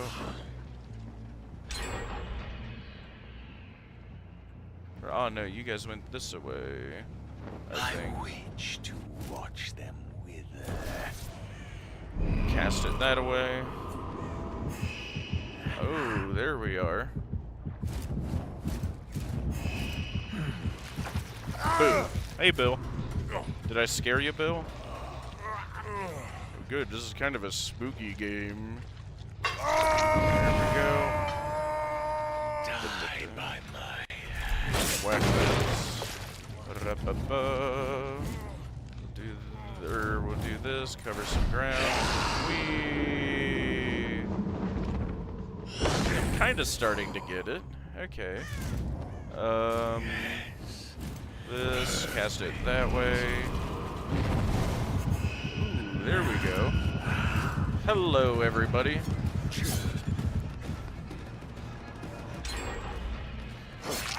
There we go.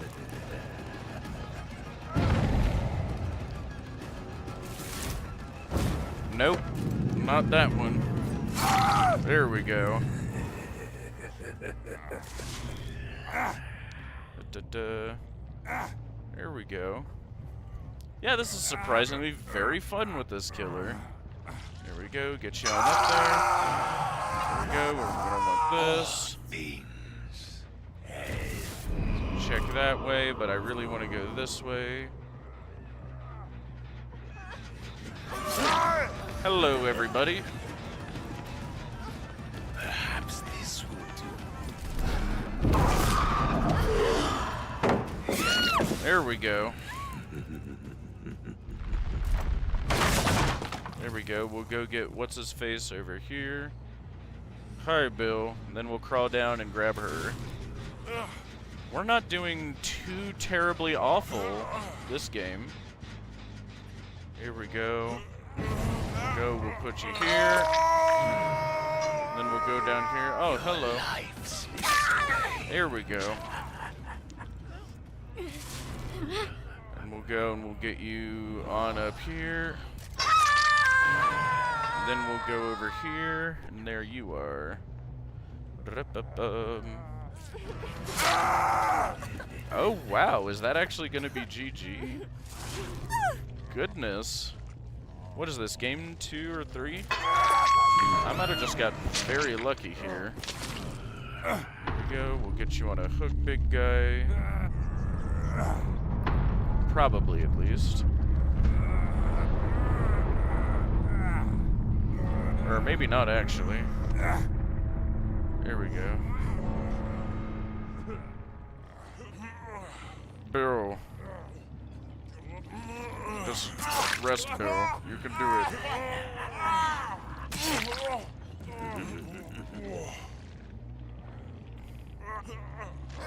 There we go. Here, because I'm kind of curious what the Mori is. Here. There we go. Move forward a little bit. Yeah, move forward a little bit. Yeah, come here. There we go. Yeah, come here. There we go. There we go. Okay. This will be cool.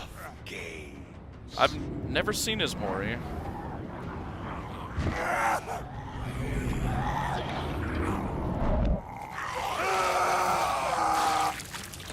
Dang. Good grief. That was cool, though.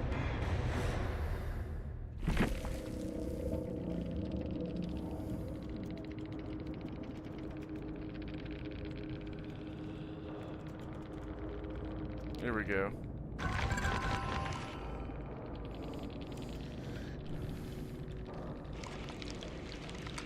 There we go. Perfect.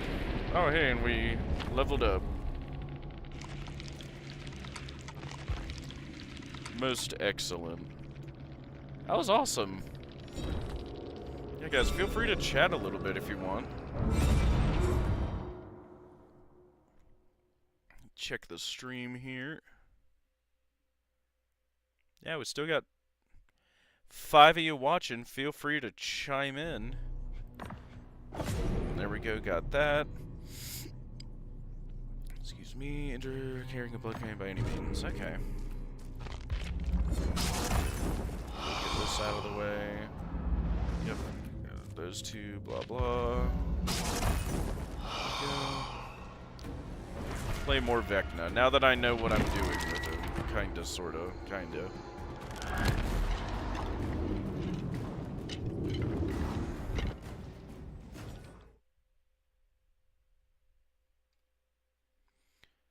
Which, if you guys want to see anything else, feel free to chime in. I am always taking suggestions, but, cameraman wanted to see Vecna. And now I'm starting to get good with him. Let's see, little Georgie, what console players, medic, nothing, medic, toolbox, okay. Not too bad.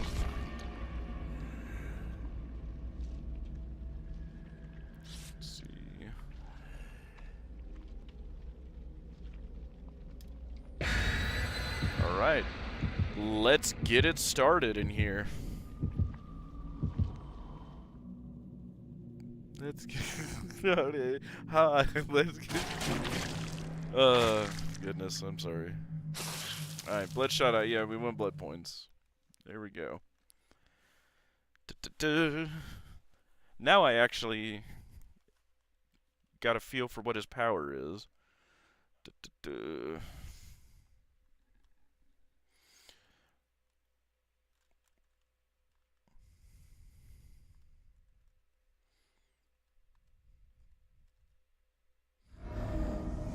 Withered Isle, okay. Let's do this, guys. Alright, let's preload. Vile Darkness, or I gotta wait for my power a little bit. Let's just start moving. I'm gonna guess this way. Man, I sure do move fast. Oh, hello, good call. Here we go. Here we go. Doing that right in my face. Here we go. No. Your time draws. There we go. There we go. Let's run this way.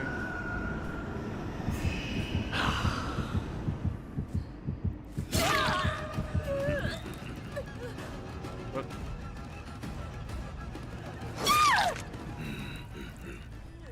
Are they like giving up immediately? Here we go. Here, I'll just throw you on a hook, I guess. There we go. A suitable sacrifice. There we go. And then we'll want to grab those. Yep.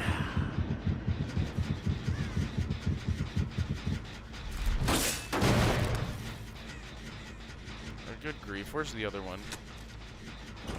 No, quit it.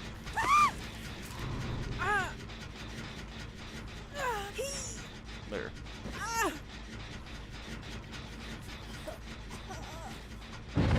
To the sky. There we go.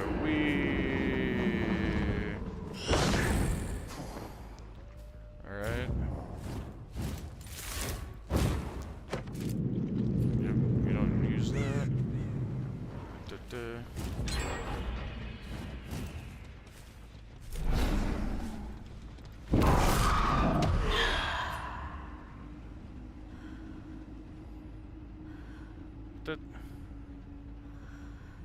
What the heck are you? I can't. Are you guys messing with me, or are you just like that confident? I guess.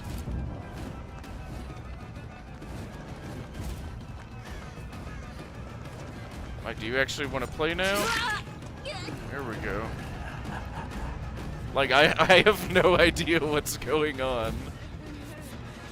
I mean, they're back to healing right in front of me. Like, what? What are you? What are you guys doing? Here. Yeah, I'll pick you up and I'll just take you down. There. Then I'll kick this, I guess. There.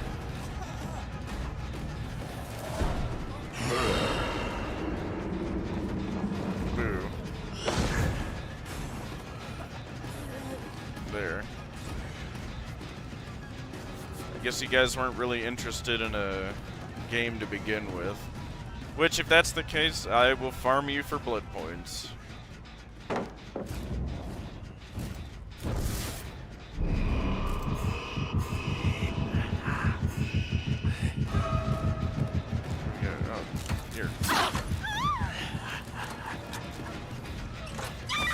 There we go, now it's your turn.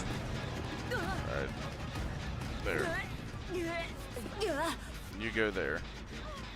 Then I kick it. There we go. There we go. Shotgun that out that way. And hey, look, we're all gonna be happy. Look at all those blood points you guys are getting. Here we go.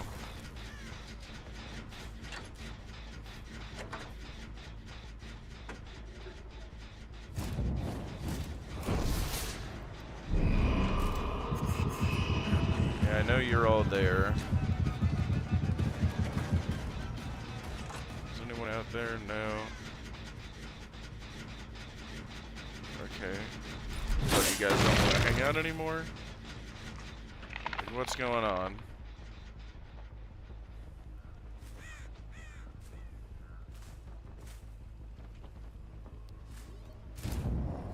Okay.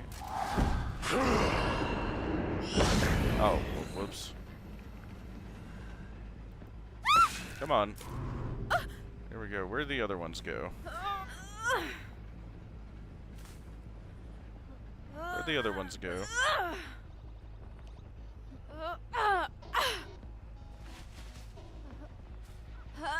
Oh, here they are.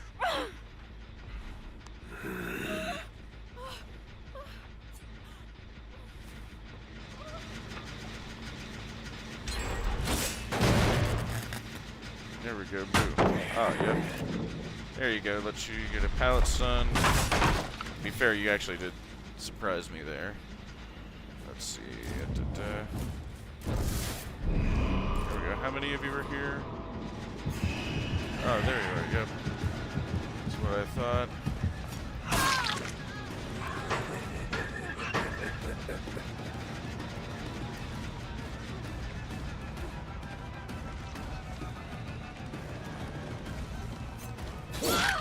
There we go. Alright, and up you go. And you're going for a piggyback ride. They're that way. Where did everybody else go? Oh, there they are.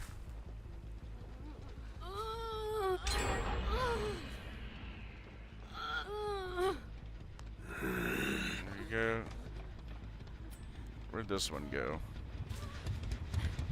Come on. Alright, what the hell? Here. No, I will down you and you're going to go on a piggyback ride. There we go. Alright, there. Where'd the other one go? Oh yeah, you're doing that. I don't... If you guys have noticed, I've not gotten a single hook yet.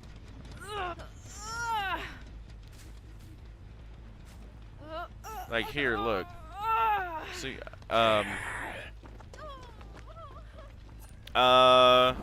I don't know, these survivors have been messing with me all game, like healing in front of me. And it's like, clearly they're not interested in,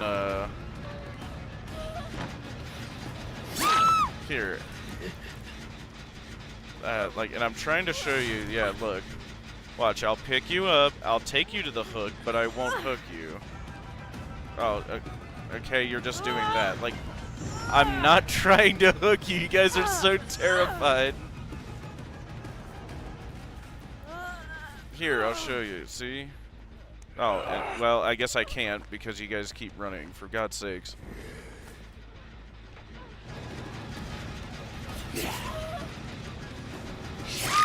Here we go, here. Alright, thank God. Now, I will show you. Okay. Oh, look. Just follow me. I will show you. Oh, for fuck's sake, we... Alright.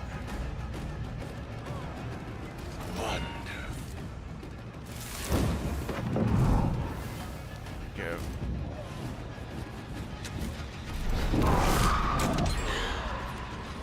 God, you are terrified of me. Like, what? Here. Yeah, here. Okay. Yeah, see, look. I will take you. Well, I can't. Oh, okay. Alright. Look.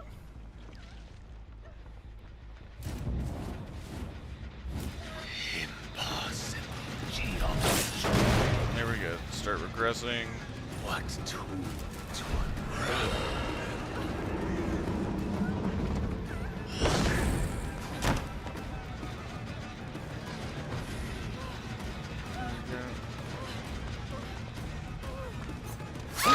There we go. Alright, I will show you. Look. See, look. Watch as I don't put you on a hook. See? There.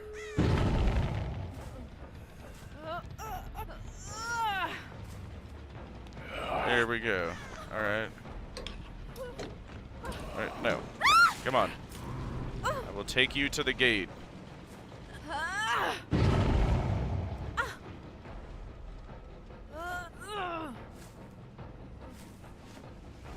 There. I will take you to the gate.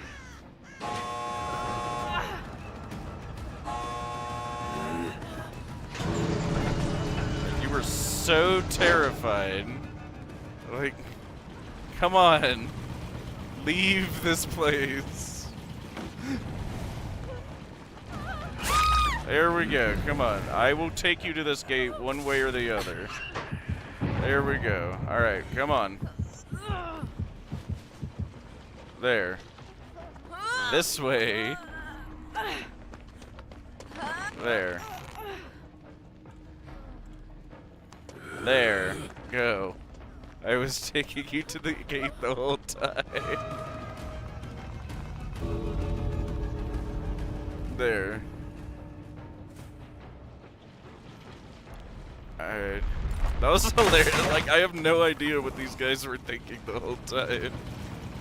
There's the last one. Okay, there we go.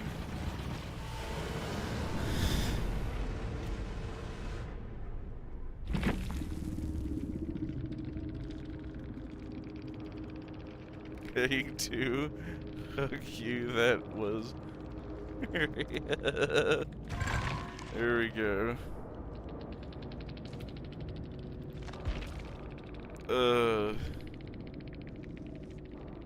And sadly, they're console players, so they can't say anything back. Like, I don't know why.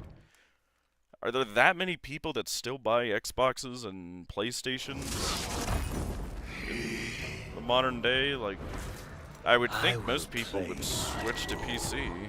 For now. Check the stream real quick. Yeah, we're looking good. What are you doing? What is it? Just finished up that Vecna game. Do you still want me to do Vecna here? Or actually, here, I'll pull up the list of killers I do have. Yeah, I've got Trapper, Wraith, Hillbilly, Nurse, Myers, Cannibal, Huntress, or Bubba from Texas Chainsaw, Huntress, Freddy, Clown, Plague, Ghostface, Demo, Pyramid Head, Blight, Twins, Nemesis, Cenobite, Artist, Mastermind, or yeah, Wesker, Xeno, Chucky, Unknown, Lich, Dracula, and now Houndmaster. Those are all the killers I have. But if you want me to keep playing Vecna, I can. Because I am kind of starting to get the hang of his power now.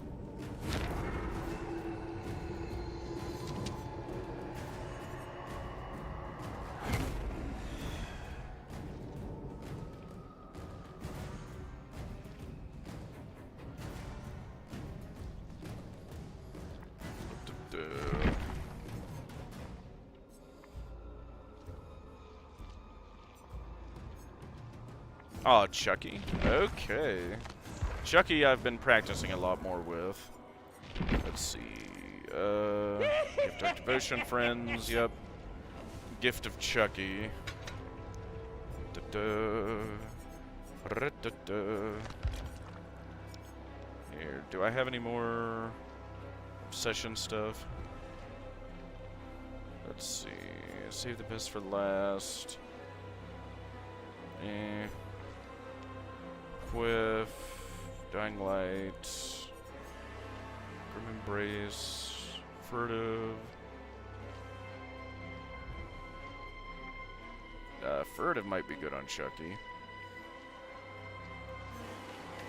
Grim Embrace. 14.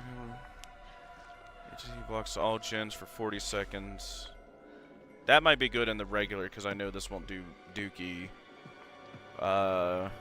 In what is it, Blood Moon. Use a house save game with exit gates. Furtive, yeah, let's grab the other Furtive with him real quick.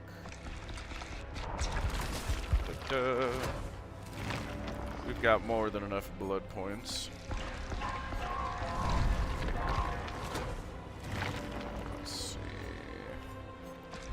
Trail.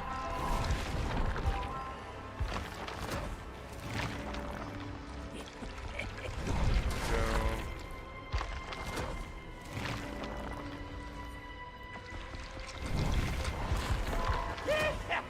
Yeah, I'll add Furtive to him, but I gotta buy it real quick. And it's gotta pop up in the blood web. Let's see.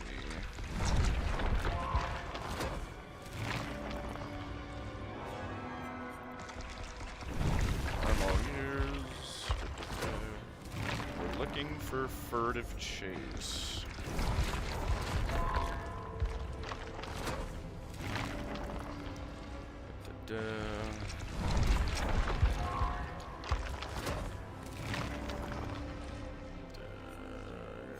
Grim Embrace.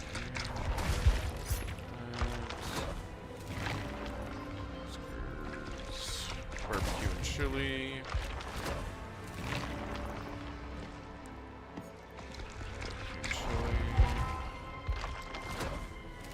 Come on, Furtive Chase. Crappy Xeno one.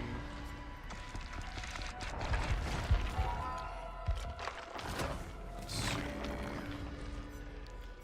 Superior Anatomy. So yeah, like all killers can share perks, you just gotta unlock them like this. Same goes for survivors. You just have to get a character up to at least level 1. And then they all share them, but you level them up to level 3, and they're all max perks, shared between everyone. Just takes a lot of blood points to do, just to get to 1 level, all you see, because 35 levels, and it's like prestiging in Call of Duty, right? Like, once you get to level 100, you reach basically, like, think of it as Prestige 1, basically. And then you can Prestige up to 100 with any character. So, obviously, that would take a lot of blood points, as you see here. Good grief, where is furtive? Pentimento, blah.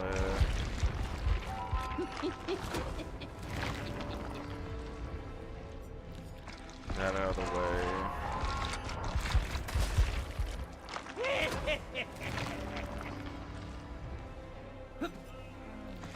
Pain res.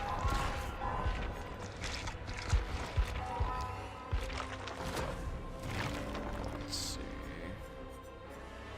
Fire up all this.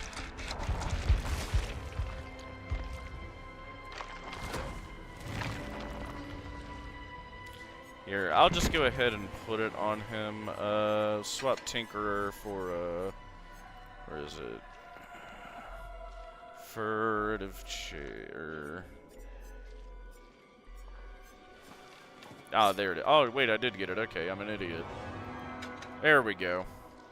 You obsess with one survivor. Your obsession is hooked, gain unprotectable. And that's constantly swaps obsession and does all sorts of cool stuff. Alright, yeah, we'll do that. And that just tells me where they are in the beginning, so I get the momentum running quickly from the beginning. Now, Chucky's power is I can go undetectable with hidey-ho mode. And I've got so long of using it before I either pop out of it and go back to normal. Which is kind of a problem for Chucky because he's so small, which makes him slow. But him being so small makes him probably one of the best stealth killers in the game, just because he's so hard to see behind cover. Especially if you know how to path with him. Go ahead and ready up, because I already... yeah, my build is what I want. Make it cool down faster. And increase the duration of my slice and dice. Yep, that's what I want.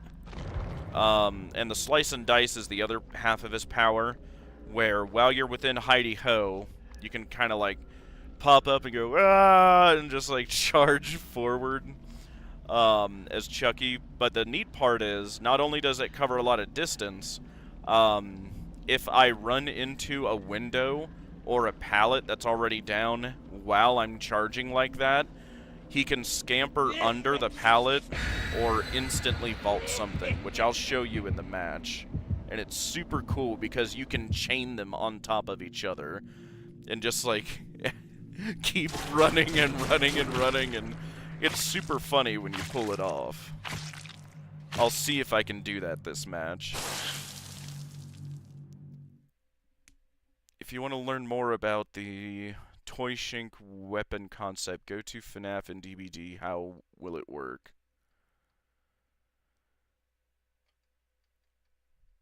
I am curious about that. I'll have to look at that. The Toy Shink weapon concept. If you're bored, would you like give a brief description of it? But if it's like super complicated, don't worry about it. I'll look it up later. But yeah, it's good to practice this because, yeah, FNAF is going to get into this game here soon, so I should know the game pretty well before it does. Hi, I'm Chucky, your friend to the end. Alright, yep, there they are. See how nice that is? I know where all of them are. And we sneak right here. And watch my slice and dice. Yep. And I landed the hit. Da-da-da.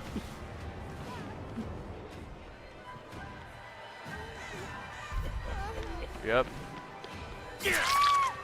Hey, not bad for our first chase.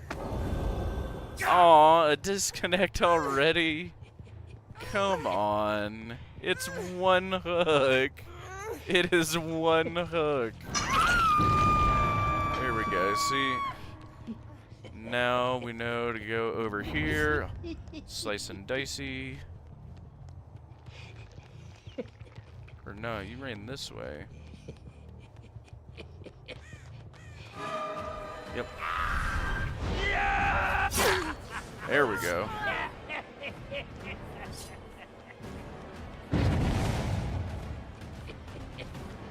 Yep. Oh, you just went straight down. Okay. Now we're ready. Go drop it. See, I scamper under it. That is so cool to me still. That he can just scamper under pallets like that. This is gonna be Fun. Yeah, I recently rewatched the Chucky movies. Playing him made me think of it. Okay, we head this way now. Let's play. See, once I get the momentum running, it just doesn't stop. Here we go, this is the bot. Might as well go for her. There we go. There we go. Fun little game. Oops. There we go. And we'll go down here. Ooh, almost. No. I'm going after her.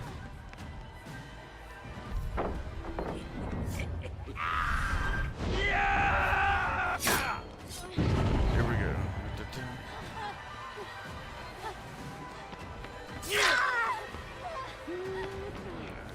Here we go. And with this scamper, I can even, if someone's trying to body block, I can sneak past them.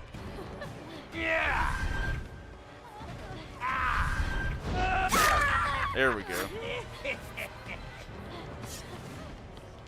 Here, I'm getting at least one hook. We're gonna Yes. play a little game with hooks. There. There. There, now I'll chase you. Ball, will you? No, you two. Da, da, da.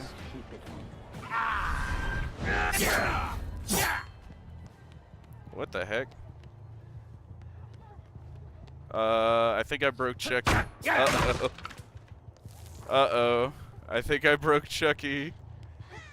Guys, I think I broke Chucky. Alright, let's see. Can I fix this now, please? Check the... Where the hell do you think you're going? There we go. Can I... Oh my god, what is happening? Okay, will that reset it? There we go. Oh my god, no, okay. Oh, and I just can't use my power anymore either. Sick. Thank you, behavior. Extremely cool. Wait, oh, that might have fixed it.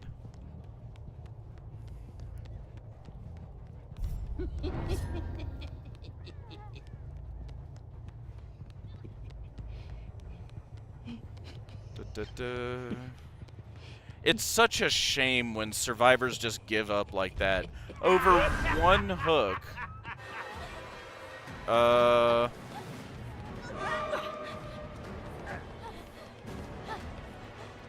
Will be a ghost orb around Springtrap's hand.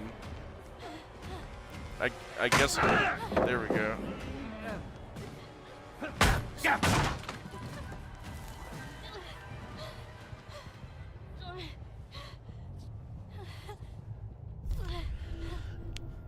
That'll be a neat one, like a ghost orb around it, or some kind of. What are you just AFKing? I guess.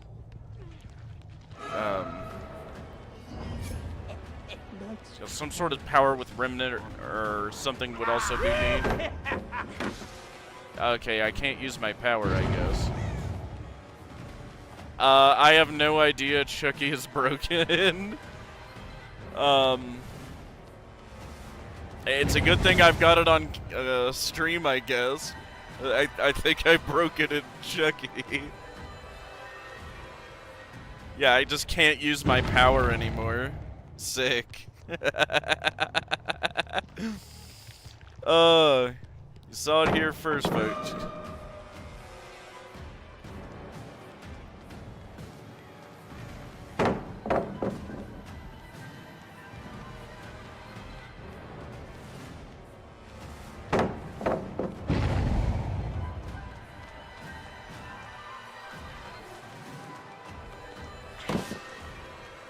It's not like I can attack you anyway. I guess I'm just practicing.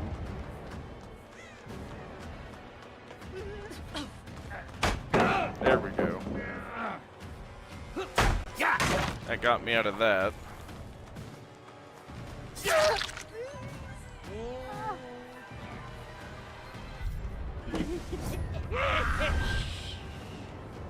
Okay, yeah, I guess I still can't use my power. And I can't even melee attack, yeah, with this. Until she stuns me again.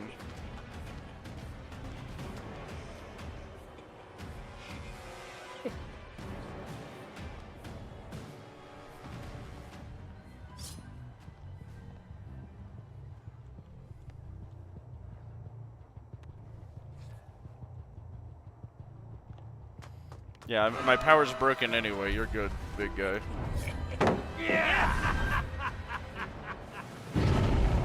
Yeah, see, it's broken.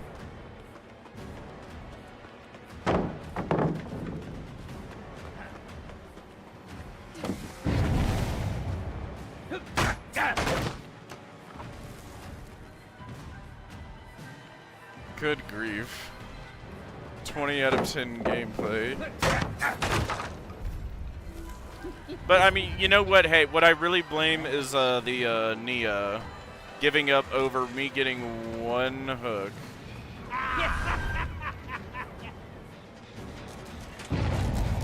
Boo.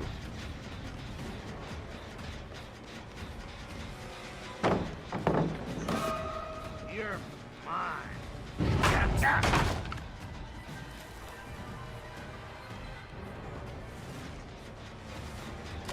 No, stop it. Boo.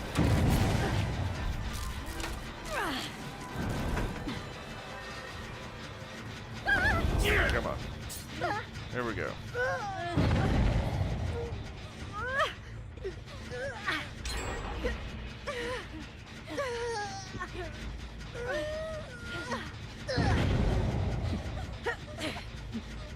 God, this is wild. There we go.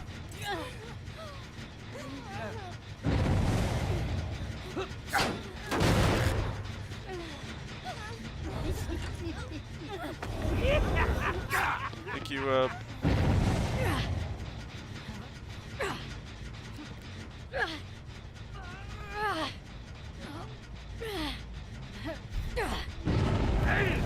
Here we go. Run away now.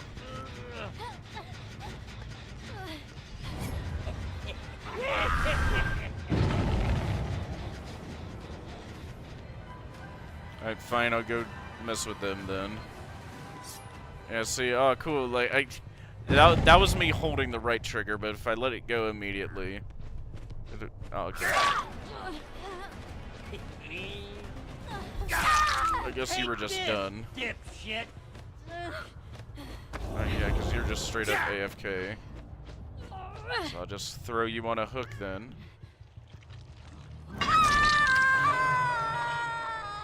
Good times. There we go. And I guess I would show you the scamper if my damn slice and dice worked. See, and I let go and it just goes back. You can see me in the comments of that video. I will have to take a look at it. The Toy Shink FNAF concept.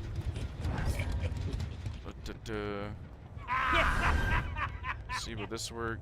No. Yeah, God, this is cool. Okay, I get, yeah. Somehow they broke Chucky. As I think I was charging a slice and dice.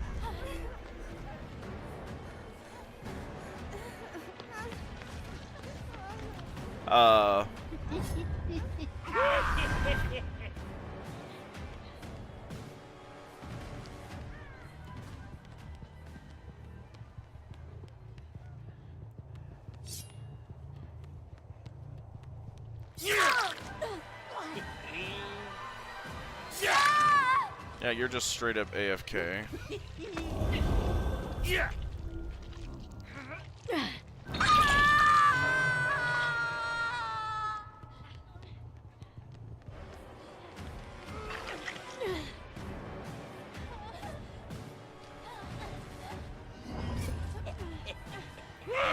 Yeah, see, I charge, let go, nothing happens.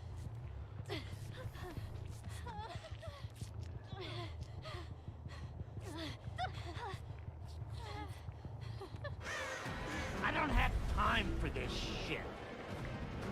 You just straight up booked it.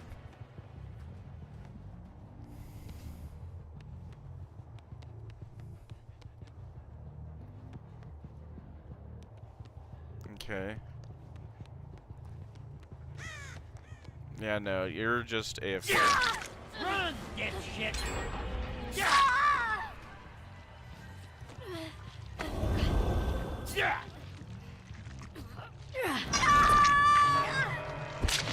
Hey, I got something at least, I guess.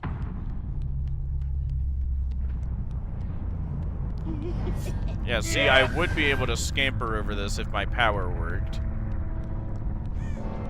But it doesn't, so I can't. Which is a damn shame. Let's try and get this match over with as soon as possible. So we can move on to the next one, because... Yeah, what I think happened, if I remember right, I was in... Yeah, hidey-ho like this. I was, It must have been perfectly timed, because I was charging my power, and they pallet stunned me. And then it just got stuck like this as I held it. And, then when I let it go, I went back to that, so... Hell if I know what happened.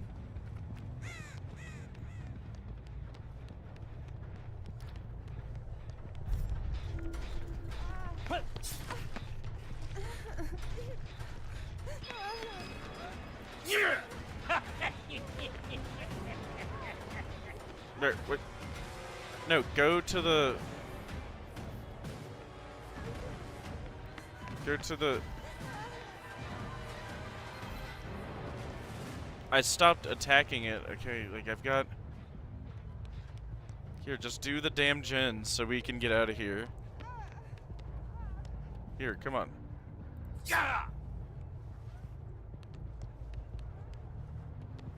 There. Go do them, yes. Oh my god. There. Whatever, I'll just leave you alone then. Here, are you doing... Yeah.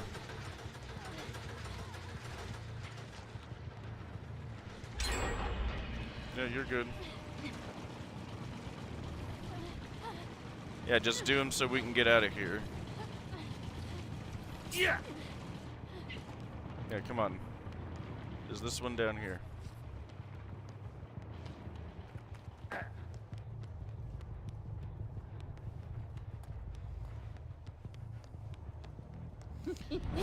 Yeah, charge it up. Slice and dice. Doesn't work.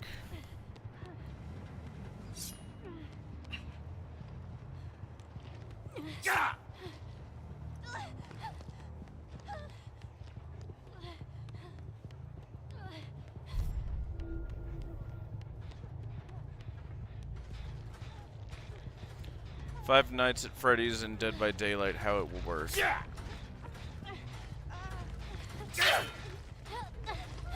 I'll have to check it out.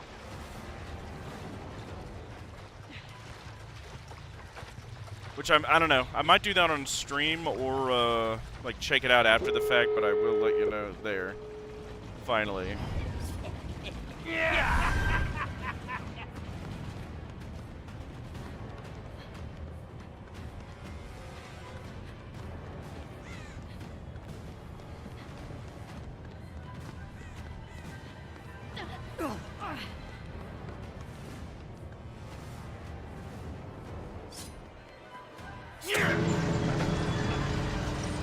There you go. There you go, big guy. Here, come on. Just... Like, what? I opened the door, what?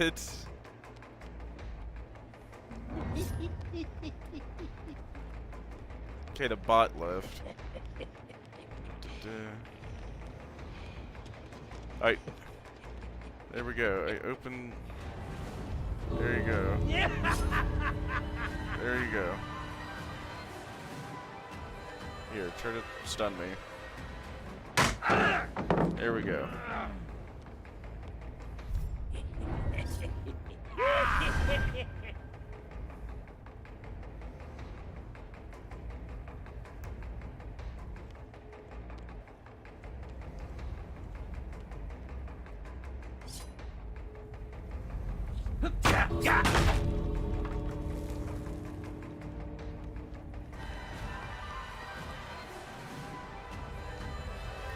I know, my powers broke.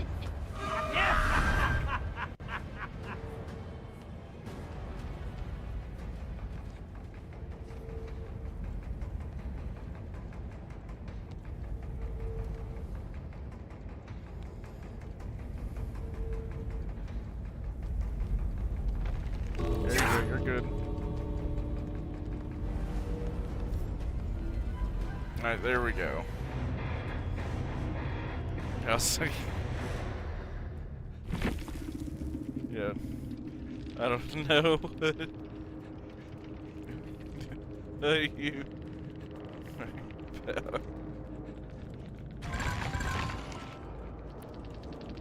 There we go.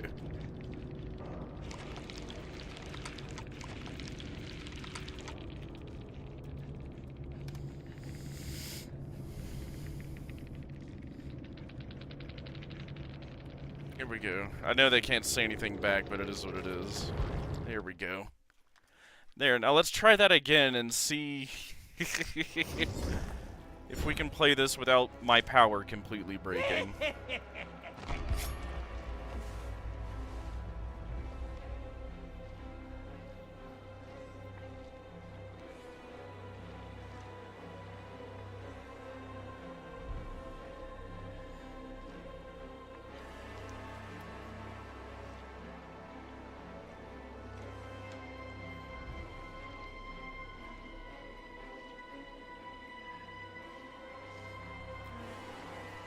Hell, something for curiosity's sake. Other than FNAF, who do you think would be cool to add to Dead by Daylight? Because I know for me, and one I really like the concept of, is, the toy shank weapon concept is near the end of the video. After this match, I might switch it to just my browser and, check out that video on stream. I'll have to check and make sure my browser's good to stream, but yeah, we might be able to check that out after this. There now. Hopefully I can show you Chucky without him breaking and really showcase his power.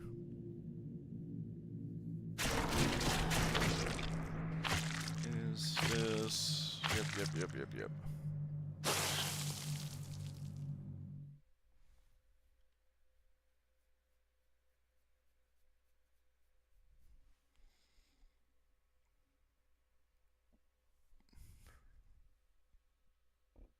Oh, goodness, excuse me.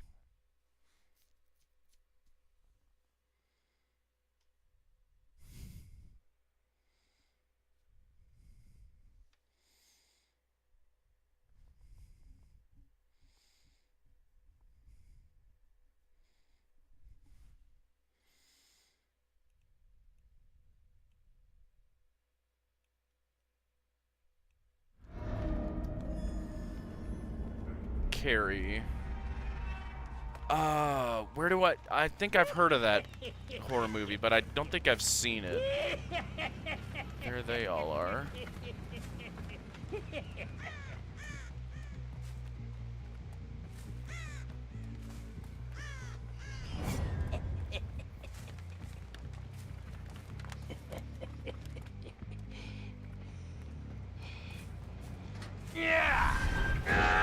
There we go.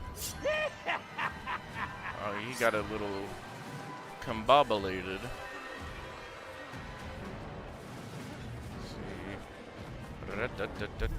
Yep. Whack it.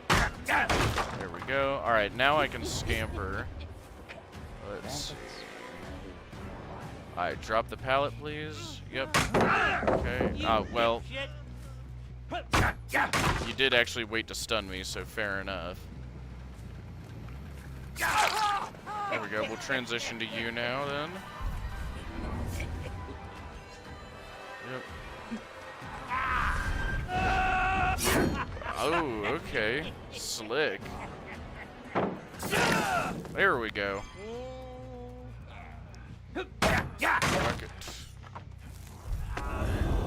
Here we go. Furious George. OJ, I love the name. There we go. And there's my next target. And see, we just get to keep the party going.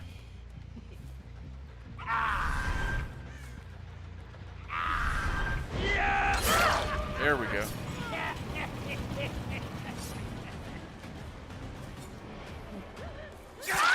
There we go. Something for ya.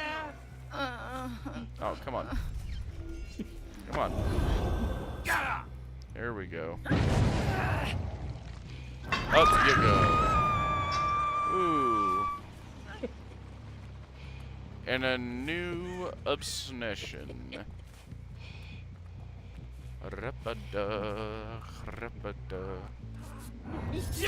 Boo. Did I scare ya? There we go. Haven't quite had a chance to scamper over something yet, but it should happen here at some point. Although I guess I can do it over Windows as well. Homelander would be cool. Homelander would be very cool. What is it? I only just started watching The Boys,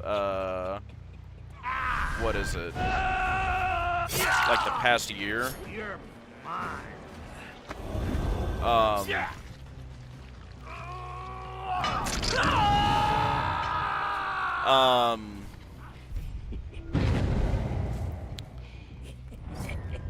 Quiet time. And I loved it when I saw it. It was wild though. Oh, okay. Yeah, that was me not using all 10 of my brain cells. There we go. Yeah, I was only using like 2 right there. Yep. There we go. Come on, give me something. There we go. Candyman. Now, there's a name I have heard people bring up quite a bit. And I know Candyman has been on the list for a while. And if rumors are to be believed, he might be on the roster for next year, supposedly.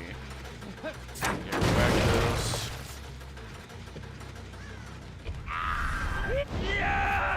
Yep, you see we dash like that and we can whack him. Which is really cool for a power.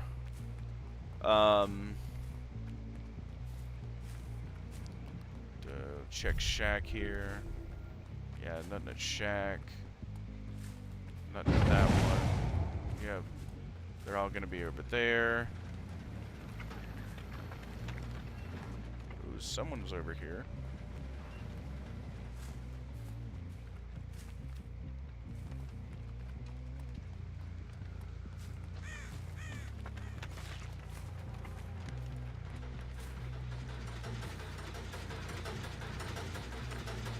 There we go. Let's keep it up. Oh yeah. Lori, I think it's your turn for his vaulting animation is so funny. I think it's Fucking kill you. your turn for a hook, my dear. Yep. Scamper under. Yep. Just See, die. that'll really help me in chase. If it gets rough. There we go. Let's play hooky. Come I on, love you. that they actually got the voice actor for Chucky to do this. Playtime Or villain from over. Outlast. Ooh, there you are. Yeah, that is one I've seen mentioned a couple times, and I personally would love at least.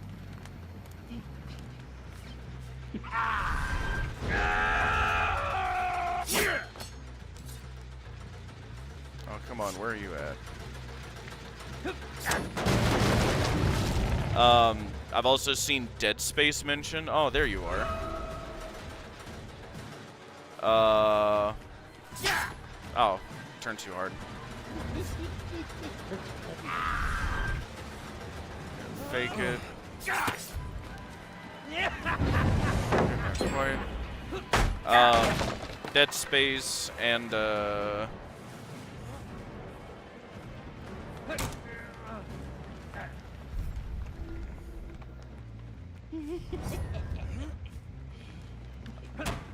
I'm done naming killers now. Fair enough.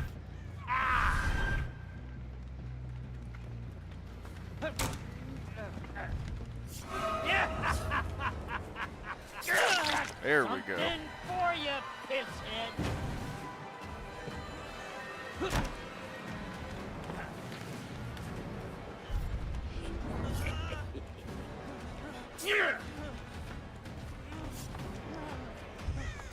There we go.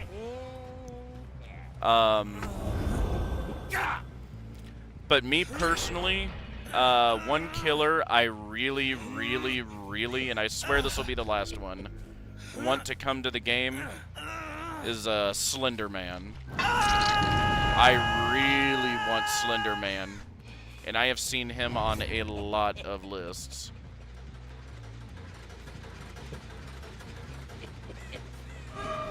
Take this, dipshit. If I start streaming like on my browser after this, I will show you the Slender Man concept video. It is so cool.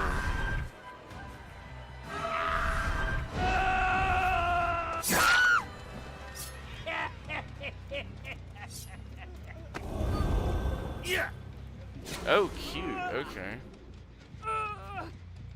I guess I still got you on the hook somehow. Guy always wins. The good guy always wins.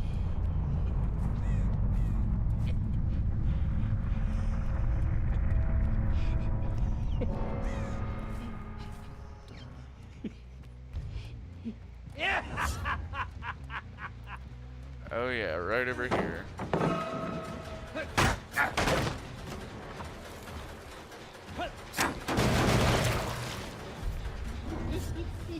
Let's keep.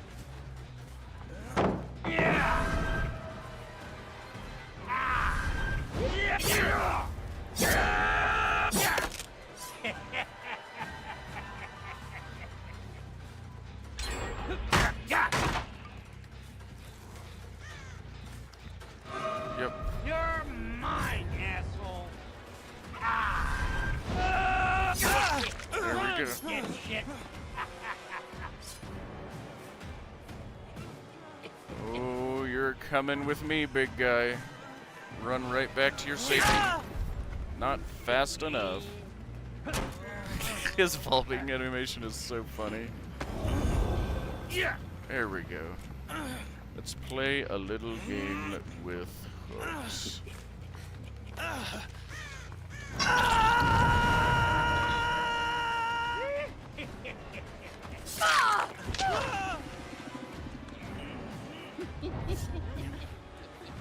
Oh, where did all those pallets go?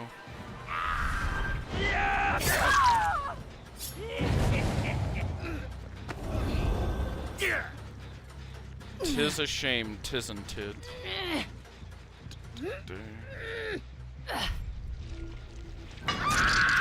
Check this guy over here. Whack him. There we go. Yep, they're gonna be right over here.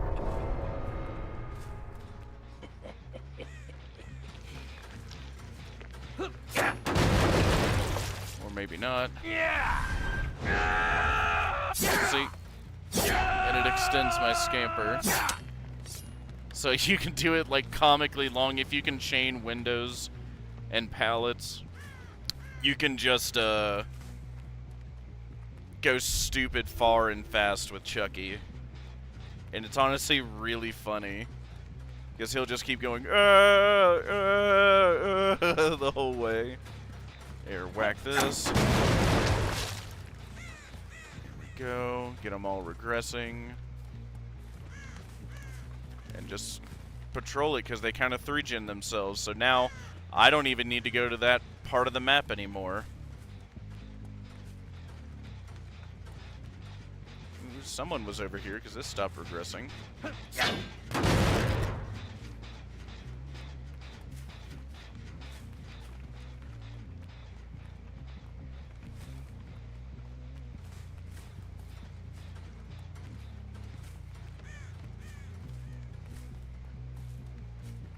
See the sparks on that guy. This one's completely empty.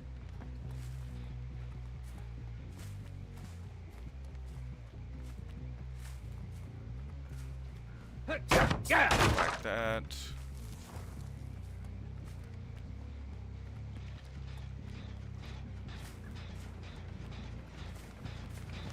Where the heck did they go?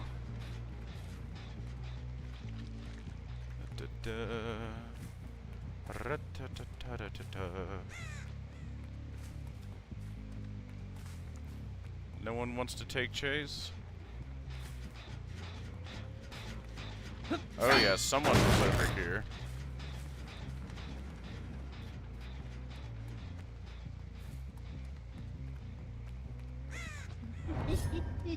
Let's try this on the quiet side.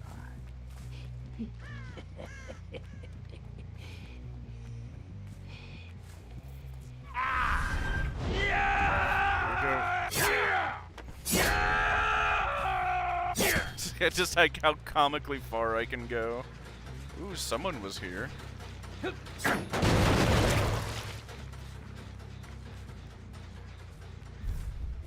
Where did you guys go? Not really that blood pump. I just wanna play.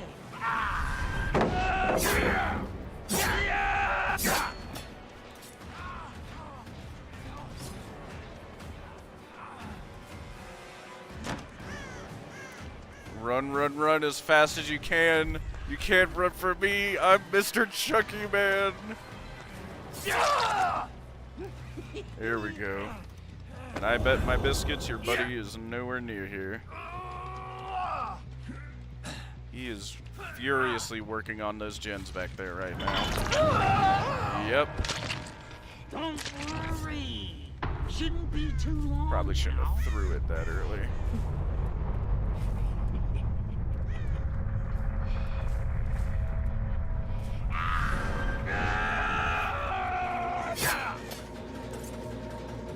Oh, wow. What luck.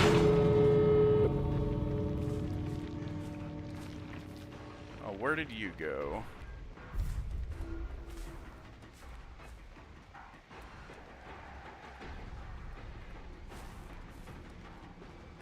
He is going to go to one of these two gates, and that one is closer.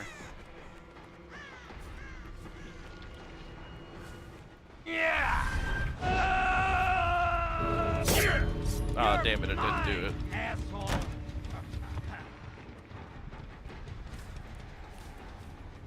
Nothing there. Are you on this one? No.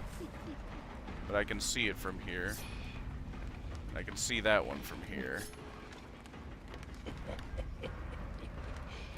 And I just gotta stay in the middle and go to whichever one he goes to.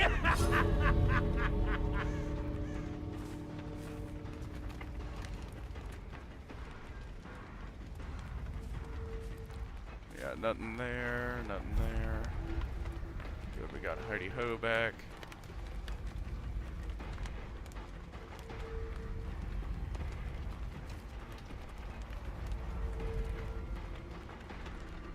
Nothing there.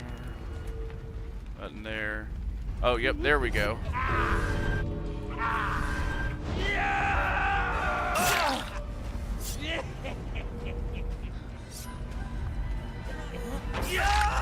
Oh, you'll get to see Chucky's Mori. I will show you. Bonk.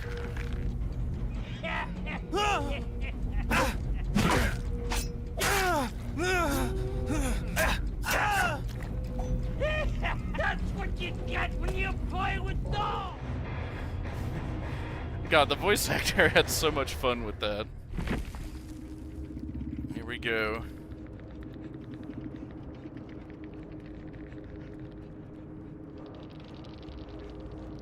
Here we go. Good stuff.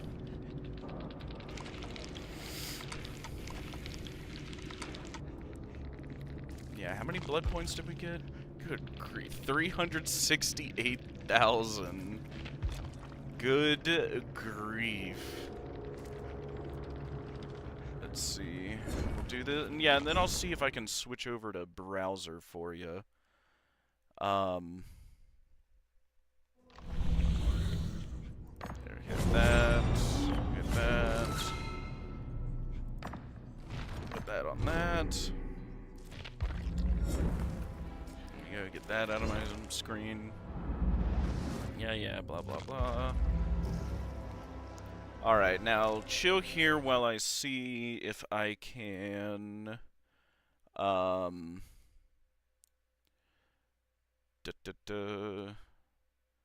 pull it up here for you guys. Let's see. What was it? What did he say it was called? Unknown. Here, let me see if I can scroll back in the chat.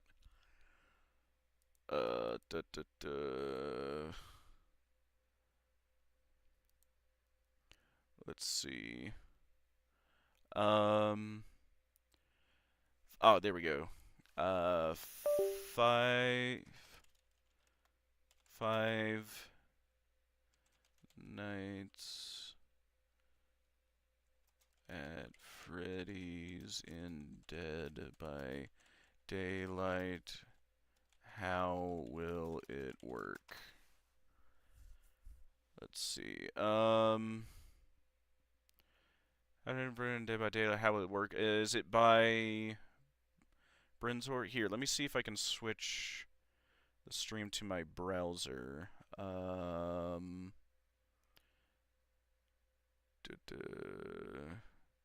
Here, we'll just do a display capture.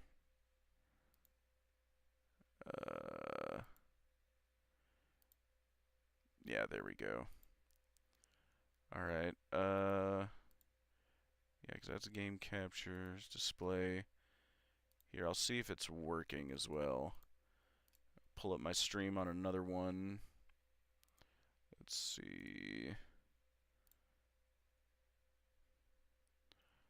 Oh, whoops. Wrong button. Let's see.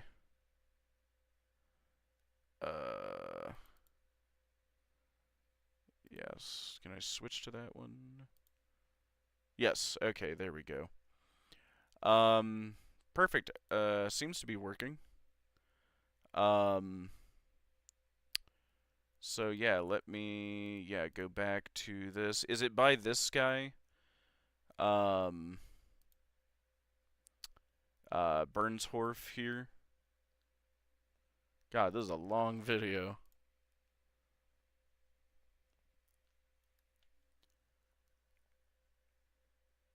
Cameraman, was this the one you were talking about?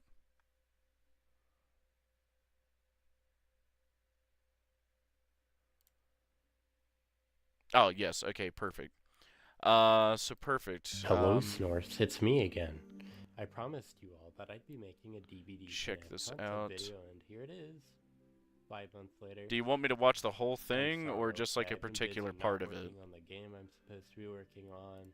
Spending nights trying to get my stupid done C++ code to work with my classes.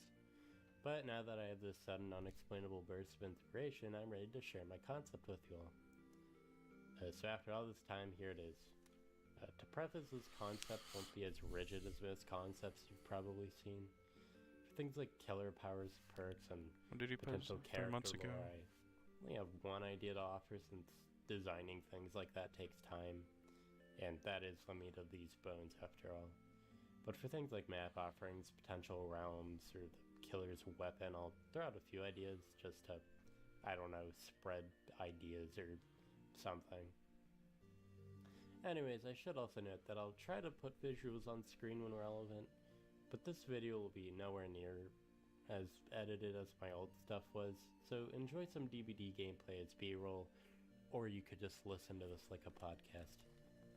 I also want to mention this concept might cover more than you're actually interested in hearing my thoughts on, so I put timestamps in the description so you can skip to the parts you're actually interested in seeing. So let's start with the survivors. I know plenty of people are expecting there to not be a survivor for this chapter since historically, FNAF hasn't really shown humans in the games outside of the stylized formats like pixel art or whatever you want to call the style of security breach.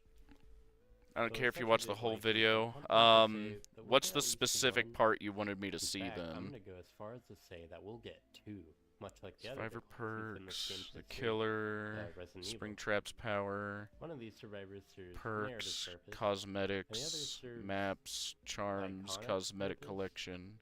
and these survivors would be Michael Ashton. Can barely see the video. Here, would it help if I full screen it? And here, we'll press play. Also note, you might see in some of the visuals in this concept that I Yeah, it might help if I full screen it here. We know our last name starts with A, and that's good enough for me. If that bothers you, just ignore it. Anyways, narratively, Michael would be important to have as, surprise to no one, I'm choosing Springtrap as the killer for this chapter. But we'll get to... But yeah, what was the part you wanted me to skip to, specifically? I've been advocating Because, for yeah, since this is day a one. long-ass video. He did. And Which, two, hey, kudos to Security him. Breach, despite the mixed opinions on it, is probably one of the most iconic FNAF games now, probably right next to the original game. I've met plenty of people who claim to first get into FNAF because of Security Breach. Plus the number of memes and TikTok Let me know if, videos like, you and can whatnot still from see all Security those. Breach was relatively high, so even for people outside the FNAF community, Security Breach is somewhat well known, and Vanessa would be generally known by people because of Freddy, you're supposed to be on lockdown. Vanessa, I'm a material girl. Anyways, I want to specify that I feel this chapter would be best representative of the series if it focuses on the games and not the movie. So while I could see Josh Hutcherson and Elizabeth Wales likenesses being used to represent these characters, since they've never had official realistic human designs otherwise, I think narratively they should be the characters from the games. Let's start with general expectations of their lore. As a whole, I know Scott tends to be pretty reserved when it comes to sharing lore, especially in another party's product, so I can see a world where their in-game lore is around all the same lines as Leon's or Pinhead's. But I can also see a possibility where there will be a little more, just nothing too revealing for the FNAF lore. I think Michael's story will first summarize the events of Sister Location, as that's the first game timeline-wise that, to my knowledge, has been 100% confirmed that we're playing as Michael Ashton, with the custom night cutscene. Maybe the lore will give a bit of depth to his thoughts throughout, but I think the general summary will do. After getting scooped, there will be a section in the lore involving his revelation that somehow he still lives. From there would be a time jump to Michael discovering the pizzeria simulator location, and its backstory will end with the flames closing in on him, the heat of the fire and the darkness of the smoke turning into cold black fog as Michael feels whole again, but in a new place. Vanessa's lore, I feel, would involve Security Breach. Maybe it would mention her getting hired as head of security, as mentioned in one of the Security Breach logs, but overall I could see this being another summary, this time for a Security Breach. It would generally involve her stressing over Gregory being loose on the Pizzaplex, fading in and out of her Vanny persona. During her search, she eventually decides to descend into the deeper parts of the building. Yeah, unknown cameraman, let me know if you can see it better now, and if you'd like me to skip to a particular part. Spinning her back out in an unfamiliar, horrifying landscape. So let's If go not, over I'll just perks. watch the whole thing. Bear in mind, I'm no master balancer, nor do I know every perk in the game by heart. So if any of these are too much like an already existing perk or seem broken, I apologize. For Michael, I think his perk should reference his time walking around as a lifeless husk. Yep, I agree. Determination to wrap up loose ends, and also the general Yes. security guard vibe of the early FNAF games. Yes.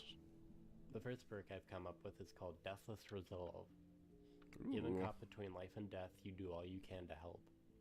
While you're in the dying state, this perk activates. Okay. Gain the abilities to heal other survivors in the dying state, cleanse totems, and sabotage weapons. These Interesting. interaction speeds are reduced by 50, 40, 30%. Gain the ability to use flashlights, and you leave no trails of blood. Overall, this perk is meant to represent how, even after being scooped, Michael lived on with the sole purpose of foiling his father's legacy. In this case, even while in the dying I like state, that. we'll be able A to bit of a foil the niche killer's plans perk, with because on-the-ground pretty much no flashlight killer plays runs with Deerstalker. sabotages or by picking up other down survivors. So if you That said, can it also slip acts away, as that'd a be somewhat niche pretty neat. anti-slugging perk with Yeah. healing capability. The next perk is Ultimatum. Given time, you'll wrap up every loose end. Once all generators are completed, pallets, windows, breakable walls, totems, chests, and hooks are all revealed to you within a 32, 48, 64 meter range. Scorch hooks are shown in yellow. As stated, this perk is a reference to Michael's determination of helping with the destruction of his father. Wait, what was that again? Is a Hang on. Scorch hook. Pallets, windows, breakable... Oh, wow. Windows, breakable walls, totem chest, hook. Literally, you get to see everything, pretty Are much. shown in yellow. As stated, this perk is a reference to Michael's determination of helping with the destruction of his father and his entire legacy. Like most endgame perks, this perk would probably be relatively niche. Its main utility would be to have more information during chases in the endgame, essentially getting a larger range of windows of opportunity. But secondarily, it would help find any remaining hexes like Noed, or simply help you get challenges done, like cleanse 15 totem challenges. I do acknowledge this is a lot of aura reading at once, but I feel for the endgame only, it's fair enough. Mike's last perk is Enervating Glare. Light alone can't stop the horrors, but it may delay it. While you're holding a flashlight, this perk activates. You can no longer blind killers with flashlights. Instead, when shining a flashlight on the eyes of a killer, the duration of their pallet stuns, bolts, and break actions are increased by 50%. Interesting. Additionally, the killer is hindered by 5, 10, 15%. Oh, it slows This perk them. is mostly just a reference to the general gameplay elements of FNAF in which Okay. the animatronics get stunned or repelled by flashlight usage, like Foxy in FNAF 2 or the Scraps and Pizzeria Simulator. I also just generally thought it would be interesting to have a flashlight perk, not relying on blinds like all current flashlight perks. But as a whole, I find it interesting to have more uses for flashlights than just as weapons. You'll see this with Vanessa's perks as well. Speaking of, Vanessa's perks are up next. For hers, I based them off Not her bad status for as a night Michael's. guard, her history of having to resist dark forces, namely the influence of Glitch Trap, and her general ferocity throughout Security Reach. The first perk is Guided Search. When you need to find something a little light couldn't hurt. While you're holding a flashlight, this perk activates. You can no longer blind killers with flashlights. Instead, while shining a flashlight, its battery consumption is reduced by 60, 70, 80%, and you see the auras of exit gate switches, generators, chests, totems, and the hatch within a 24-meter range. Okay. This perk is obviously just a reference to how Vanessa spent Security Breach looking for Gregory, obviously with the flashlight. And again, it's just another one of my attempts to make flashlights more interesting. I can see that Fair it may enough. be a little too close to the perk Clairvoyance though, but since it has a much lesser range than Clairvoyance, with a slightly longer duration with the flashlight duration, it might be interesting if it also shows those auras to other survivors. I don't know that. The second perk is Dark Resistance. You're all too familiar with resisting sinister forces. You can interact with the exit gate switches, generators, chests, pallets, and totems blocked by the entity. When you do so, the entity stops blocking that object and you become exhausted for 60, 50, 40 seconds. Okay. When you stop interacting with the given object, it returns to being blocked for the remaining duration would have been blocked otherwise. Interesting. Dark Resistance cannot be used while exhausted. You do not recover from the exhausted steps while running. Exhausted prevents survivors from activating exhaustion perks. The resistance of the influence of Glitch Trap is Interesting. supposed to be a big part of Vanessa's character. This is also That would be really good against resisting like Williams end gate blocking builds. Therapy tapes and security breach. As such, a perk where she can resist the entity makes thematic sense. While on one hand, this perk could absolutely annihilate perks like No Way Out or Corrupt Intervention, it would also be totally useless in matches where the killer has no entity blocking abilities. Vanessa's third perk is Irritation. The more stress you're put under, the harsher you lash out. Each time you're hooked, gain a token to a maximum of 2 tokens. For each token, the duration the killer is stunned when you stun them by any means is increased by 30, 40, 50%. This perk is meant to represent Vanessa's general characterization throughout Security Breach, and the state that she is unbelievably and increasingly frustrated at being unable to catch Gregory, and representative of her more aggressive actions like shoving Maskbat out of the way, or White Woman Jumpscare. And for context, normally pallet stuns are 2 seconds, so with the maximum tier version of the perk, your pallet stuns would last for 3 seconds. The video is when so hooked zoomed in. and 4 seconds when on death hook. Here, let me see. I might have to Now to briefly summarize fix it. the possible Okay, yeah. cosmetics. I think the base skin of Mike would be Yeah, I've got to a fix purple OBS. shirt Bear and with me. jeans as shown in the sister Let's location see. cutscenes. And the base skin of Vanessa would be her security breach outfit. Maybe each of them could get skins referencing their movie counterparts. Let me tiddle Mike with could get a this. Bear security with guard outfit, me. and Vanessa could get an outfit referencing the freedom ending of security breach. Properties. Also, I think they would have cool-looking holiday sweaters. So here's the design I made for Vanessa a while back. I didn't have time to do one for Mike, but I assume it would be around those similar lines, but with the Okay. classic characters instead of the Pizzaplex characters. So with the survivors covered, Hang let's on. move on to the killer. I know FNAF has plenty of cool monsters that could work as killers, but I think most people would Oh, agree good that grief, none of them are okay. more fit to be the killer to represent FNAF than William Afton himself in the form of Springtrap. Here, get all this to Springtrap would go have a away. basic 32-meter tear radius, would be tall, and would have 4.6 go. meters second movement speed. Can It I is a point of discussion, though, stop what his this? in-game alias would be. The most popular one see. I've seen is The Attraction. It was used in Rareth Links' concept videos, and ever I see another name suggested, there's someone in the replies who said There, something turn along that the lines off. of, Turn this on. that name okay. would work, but I think The Attraction would fit best. And I gotta be real, I don't hate this name. I also don't super get why it's so popular. Specifically, I feel that the Alright. pseudonym really only describes William well in the context of FNAF 3, in which, yes, he is meant to be the attraction of Fats for Frights. But that's for like Here, a let me week. take that In the out. context of the full story, make a new Springtrap is so one. much more than that. So again, I Bear definitely with don't hate the me. name, but I also think other ideas would work. Display. It could Yes. be really on the nose with lore stuff and call him the Remnant, referencing the literal remnants of William in the Spring Bunny suit, which composed Springtrap, and of course paying homage to the most infamous element of FNAF Oh, lore. good God. But honestly, I think the simple name of the animatronic works. If FNAF is known for Alright. anything, it's animatronics, and I That's bet plenty of annoying. people So watching yeah, this let's learn the instead word of animatronic that. from FNAF. Can I But really, do window from a lore capture? Will that perspective, work? This would be a reference to the fact that, at least in the novel trilogy, William is on a There we level of go. Okay, it insanity seems where to he like that describes better. himself as one of them in reference to the animatronics. There we go. But really, whatever name works.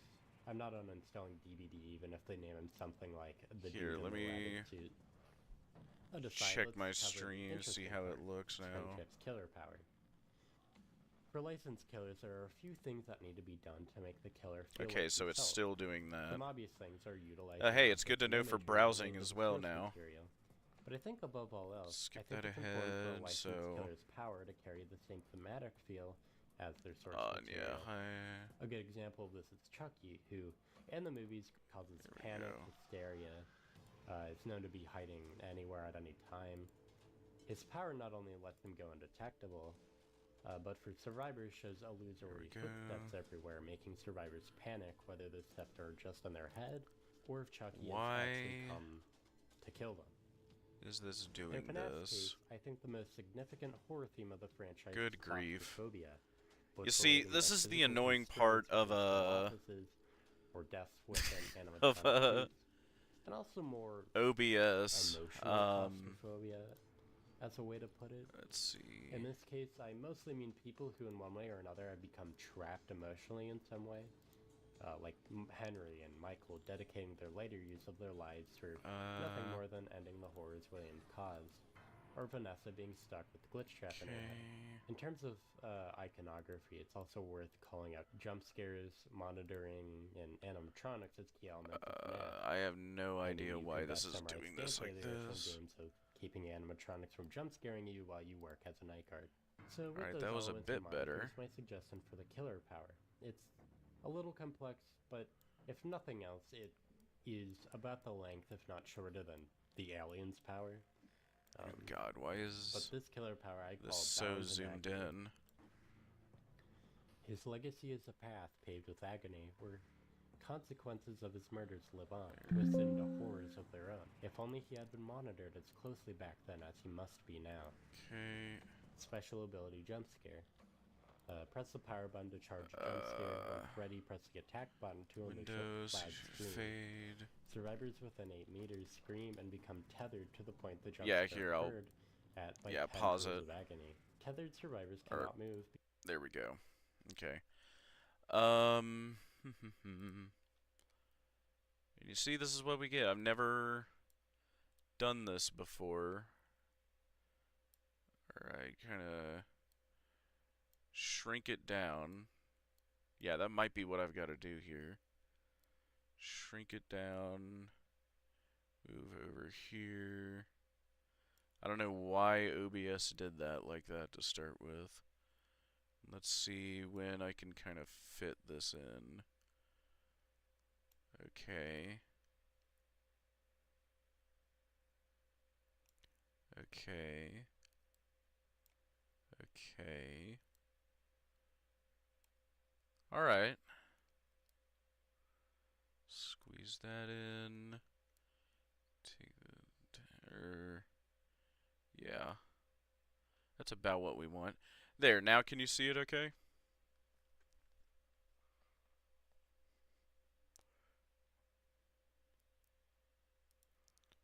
In fact, yeah, like, see my mouse and everything. Perfect. Okay, good to know. So let's keep beyond going 8 here. meters of the tendril's origin point. And The let me tendrils know, last for here, I'll 15 full seconds screen and it. decay 30% faster while survivors utilize Let me know a if you can security still see station. it.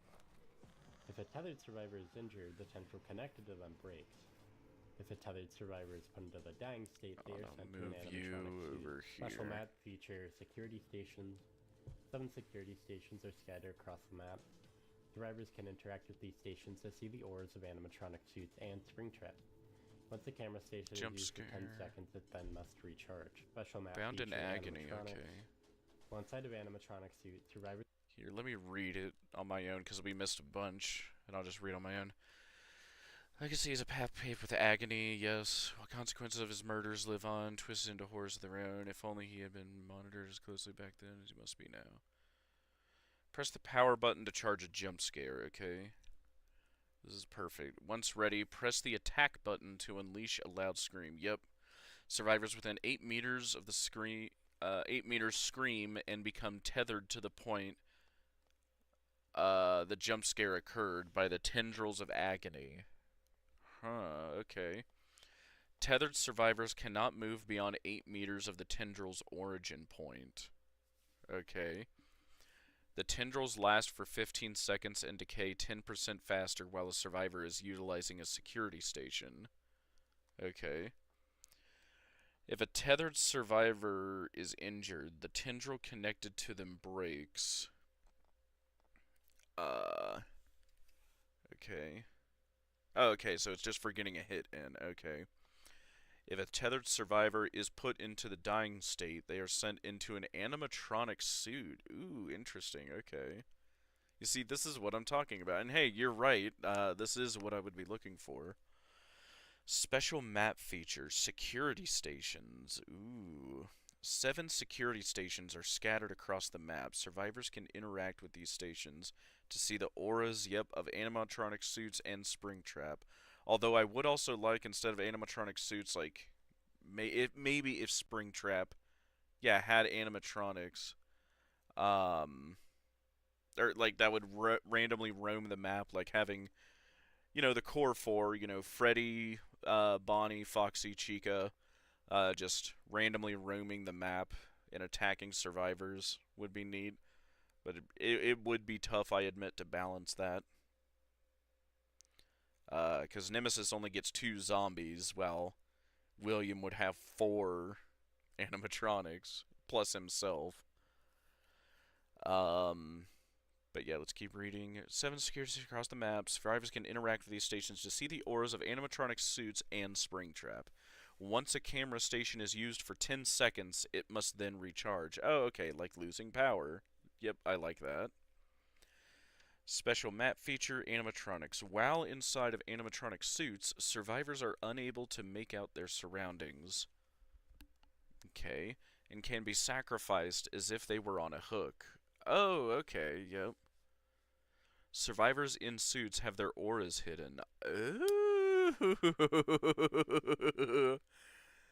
That'd be like I am a killer main, and I have to say that'd be a little nasty, because like the survivors have no idea where they have to go for the save, and they just have to start randomly checking these suits. Ooh, that would be tough. Like I like it, but God, I hope it would be balanced. Special ability, Night Shift. The Night Shift meter begins whenever a survivor is inside of an animatronic suit, okay? Filling faster for each survivor inside of a suit. Okay.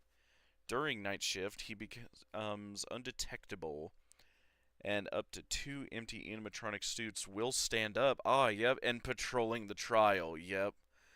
Okay, yep, this is what I really liked, yep. And begin patrolling the trial, alerting the killer of any spotted survivors' locations with killer instincts. I really like this, actually, yes. Are unable to make out their surroundings and can be sacrificed as if they were on a hook. Survivors in suits have their auras hidden. This is really good, I have to admit. Whenever a survivor is inside of an animatronic suit, feeling faster for each survivor inside of the suit. During Night Shift, Springtrap becomes undetectable, and up to 2 empty animatronic suits will stand up. God, I am so excited to see his model, too. Because that's going to be coming up here on PAX East, right? I'll explain each ability one by one. Here, like this first week of May, which I will definitely be streaming the PAX stream. May have raised some eyebrows, so let me explain. As stated thematically, loved ones of William's victims became consumed and trapped by their own grief. The most obvious example would be how Henry became hellbent on ending William once Charlie died, and was unable to move on. And Susie's family seems to have trouble moving on, and the Fazbear Fright story coming home. These tendrils of agony, as I call them, are meant to be a physical manifestation of these emotions in the entity's realm, the agony of Afton's wrongdoings physically binding survivors within the area that the jump scare scream occurred in. Mechanically, this is meant to be the main chase power, but I wanted to make something helpful without completely disabling survivors' options. I chose 8 meters specifically, as that's roughly the radius needed for survivors to still be able to loop around the killer shack, while also keeping them from moving on from it. Plenty of chase powers in the game, such as Dr. Shock, are known as anti-loop, and can be pretty unfun for the survivors, as they often just take away their options. So this was designed to keep survivors' ability to proper loop and navigate tiles, while also limiting their ability to move between tiles, giving Springtrap an upper hand in chases. Strategically, you could try using the jump scare once the survivor has utilized the resources of a loop to trap them in it, and they just have to do what they can with what remains. As far as I can tell, a chase power that doesn't shut down loops, but does shut down traversal between tiles, something we haven't really seen yet. Visually, these tendrils would probably match the description of agony in the books, being a deep black inky substance. The tendrils all converging on the point Springtrap was at when he used the jump scare. For clarity, I think there should also be a black ring around the tendril's radius, so it's more clear to the survivor where their bounds are. Additionally, so the survivors don't get stuck floating in the air or anything weird, I think that while the Yeah, there's a lateral good position Chucky of vault, the too. tendril's origin should be fixed to the jump scare point, the elevation should be variable depending on the survivor's elevation. For example, if you get tethered on the second floor of RPD and then drop down to the first floor, you won't get stuck floating in the air and will still be able to navigate around the same radius. Okay. When a survivor is downed while tethered, I imagine the agony would draw them in, literally consuming them, before they get transported into one of the animatronic suits. Kind of how already a survivor just gets teleported to Pyramid Head cages. The main difference is the animatronics would already be there while the cages also spawn in with the teleported survivor. Next for camera stations, I wanted to include FNAF's most iconic mechanic, but DBDify it. While I think an actual camera interface would be cool, I also feel that wouldn't really feel right for DBD, and would also likely mean that you won't have any chance to watch your surroundings while you're looking at it. So Well, I yeah, think that's for the aura gamble. reading- For clarity, the auras of I don't- animatronics yeah. would be revealed when stationary, and also when moving around during the night shift mode.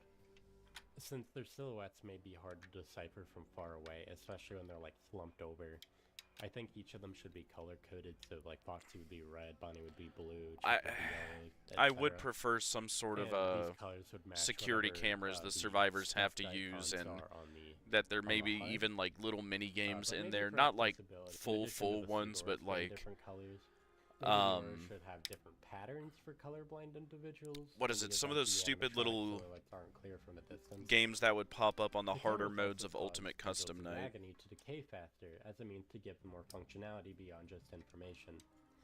I mean, if you happen to stumble upon all of the animatronic suits before anyone gets stuffed, there'd be no big reason to use the cameras other than seeing where the killer is. This also gives the feeling of being a proper security guard, as your overwatch of the trial helps those in chase escape faster. But of course, this would mean you wouldn't be on a generator as you're helping people in chase from afar. Finally, the cameras, just like in FNAF, I thought should have limited use, which is why they recharge. The animatronics come from the fact that I feel one of the most iconic elements of Williams' murders is his choice of using the suits as a means to hide their bodies. As such, I thought he should be able to use the animatronics as special hooks. The reason the stuffed survivor's vision is limited is to keep things fair between solo queue and survive with friends survivors. Without it, survive with friends survivors could call out their location and there'd be no need to use the cameras at all. In terms of roaming animatronics, I think 2 at a time is best, given that's how many zombies Nemesis gets, and I'm not sure if any more would break the game. And I don't mean balance-wise, I mean performance-wise. Right. I also wouldn't want them to do too much other than have decent information abilities, on the account that I already think the power is decent enough as it is. Yeah, And 2 or lore-wise, the 3, animatronics maybe aren't not even all supposed to be 4. malicious, just manipulated. And to be clear, I'd the be fine AI with. the animatronics would be much more alert than Nemesis' zombies, always navigating towards the nearest survivor no matter their distance. Finally, the undetectable during night shift is meant to be a means of emulating Springtrap's sneakiness in FNAF 3. And finally, night shift. As a whole, I just think power build-up abilities are cool, and atmospherically I think this could be great for Dead by Daylight. I can imagine spooky ambience similar to Dredge's Nightfall, in which maybe you hear sounds of children laughing or crying, as the edges of your screen drip black, almost like drops of agony. All while at any time one of the animatronics could spot you and lead to your capture. Just to be clear though, things wouldn't get any darker, as at that point I'd just be shamelessly copying the Dredge's power. So that's the power explained. Again, I know it may be a lot, but I hope I described it clearly enough. I also designed some add-ons for this power, which I'll display on screen now for the sake of time. Here, The let only me add-on I want take a brief look. Here, let me move you over here for a sec. Birthday party hat, a fun hat. Take it from a childhood birthday party. Blood point for jump scare, yep. Terror radius by 4 meters, yes. Yes, little pizza slice. Paper pals. So survivors will become free from tendrils of agony for 5 seconds, yeah. Chica's voice box. Animatronic, when spotting a survivor, will tether them with a tendril of agony. Ooh, okay. Animatronics will seek out and damage nearby generators. Okay. Animatronics gain the ability to break through pallets and break up walls. Okay. Survivors can be spotted by animatronics through surfaces. Yeah, that'd be neat. Iridescent Fredbear. The trial starts at night shift. Ooh. Survivors gain the exposed condition for 60 seconds, a full minute, when rescuing another survivor from a suit. Ah, and there's no debuff on that, so it's just constant. Oh, God.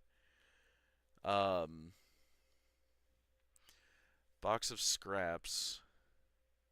Oh yeah, Foxy's mask as well. When a survivor fast faults while tethered by a tendril of agony, they become injured if they are healthy, and gain deep wound if they are injured. Additionally, the tendril breaks. Oh, God. Box filled with trash mascot suits. Gain undetectable. Is tethered to... While they're tethered to agony, okay. Error monitor. Survivors interacting with security stations face occasional skill checks. Yep. On a miss, they are startled by a phantom scream, and the security station immediately begins to recharge. That is one super add-on. See the auras of security stations that are recharging. Good grief. That camera monitor one is wild. All survivors scream when a survivor becomes tethered to a tendril of agony. That one's wild. When a survivor is rescued from an animatronic suit, your terror radius transfers to them for 30 seconds. That one's wild. God, these yellow ones are great. Newspaper clippings. Survivors gain oblivious for 30 seconds when a survivor is sent in a suit. That one's wild. Circus Baby Blueprint. Security stations do not become active until a generator is completed. Interesting. Or a survivor is sent to a suit. Okay, so yeah, it makes sense. Kind of like a less strong corrupt intervention. Puppet's Mask. Extends the range of jumpscare by 4 meters. Wow. Tethered survivors further than 8 meters away are pulled within 8 meters of the tether's origin. The tendril breaks if the survivor is unable to be pulled all the way into range. Okay. Scooper, that one's pretty good. Scooper Blueprint, the design of a deadly robotic arm that viciously removes the insides of anyone who dares to approach. Night shift meter builds 10% faster. Oh, okay. Spare yellow suit. No. This add-on adds an additional animatronic suit to the trial. It appears in the basement. Interesting. It remains stationary during night shift, but still reveals nearby survivors with killer instinct. That would be so cool if, spare yellow suit was the actual, Fredbear, animatronic. The original one that, Cassidy's still in. That would be wild. Vanny Mask. Your terror radius transfers to a random moving animatronic suit during night shift. That one would be wild too. God, he really thought this out. Typically caught as the add-on that adds an extra animatronic suit, Golden Freddy, to the trial. This suit always spawns in the basement. I don't know, I just think going to the basement and seeing Golden Freddy laying there would be horrifying. My only note is I could see them realistically making all of the add-ons items around Fads or Frights in FNAF 3, especially the items involved with the secret minigames, like the Balloon Boy drawing. I mostly say this as, for example, Pyramid Head's add-ons are all items/objects found in Silent Hill 2, roughly, and all of Dracula's items come from Symphony of the Night, the game that DBD draws most for the Castlevania chapter. I, however, wanted a fairly even spread of references to different FNAF games, which is why there's FNAF 1 stuff, Security Breach stuff, etc. For String Trap's more, I feel like it has to involve a spring lock failure in some way. Spring-lock failures, in my opinion, have got to be the most iconic and gruesome form of death on the FNAF lore. And I imagine it would involve... On supposedly they've got PJ Haywood, the original voice actor of Springtrap, Survivor into it and then rips the suit to do him in Dead by Daylight, which would be amazing. Alright, now with that covered, let's dig into Springtrap's perks. I think narratively, these perks should refer to William's unassuming nature of being a killer, especially at Spring Bonnie.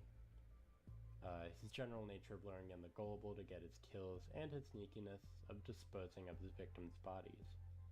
I was also considering paying homage to his undying nature, but Freddy Krueger's perks already kind of fill that narrative niche, and I want to try something new. The first perk is unassuming nature. At first glance, nobody would expect you to be a killer. You start the trial with the undetectable condition. This condition lasts until you first hit a survivor with a basic attack or a special This person attack. goes by they, them. Oh, okay. Whenever you are undetectable and a survivor would see your aura otherwise, you instead see Gotcha. the aura for 4, 5, 6 seconds. I think this perk narratively fits the aforementioned unassuming presence William would have had before the murders, and due to his general nature in FNAF 3, where the start of each night and throughout it isn't super easy to tell where Springtrap is at any given time. Plus the feeling that whenever you're watching Springtrap on the cameras, he's watching you back. The second perk is Lure and Capture. Exciting promises go a long way when luring in the gullible. Whenever a generator is completed, one random generator has their aura revealed to survivors for 60 seconds. You see this generator's aura in white. When a survivor interacts with the generator revealed in this way, the survivor becomes exposed for 60 seconds. You also see the survivor's aura for 10, 20, 30 seconds. This perk is meant to reference how William was known for luring children in before going in for the kill. Likewise, it lures survivors in by showing them generator locations and makes them vulnerable once they interact with them. Springtrap's third perk is Scourge Hook Hideaway. Even if you're caught for your crimes, the least you can do is hide the evidence.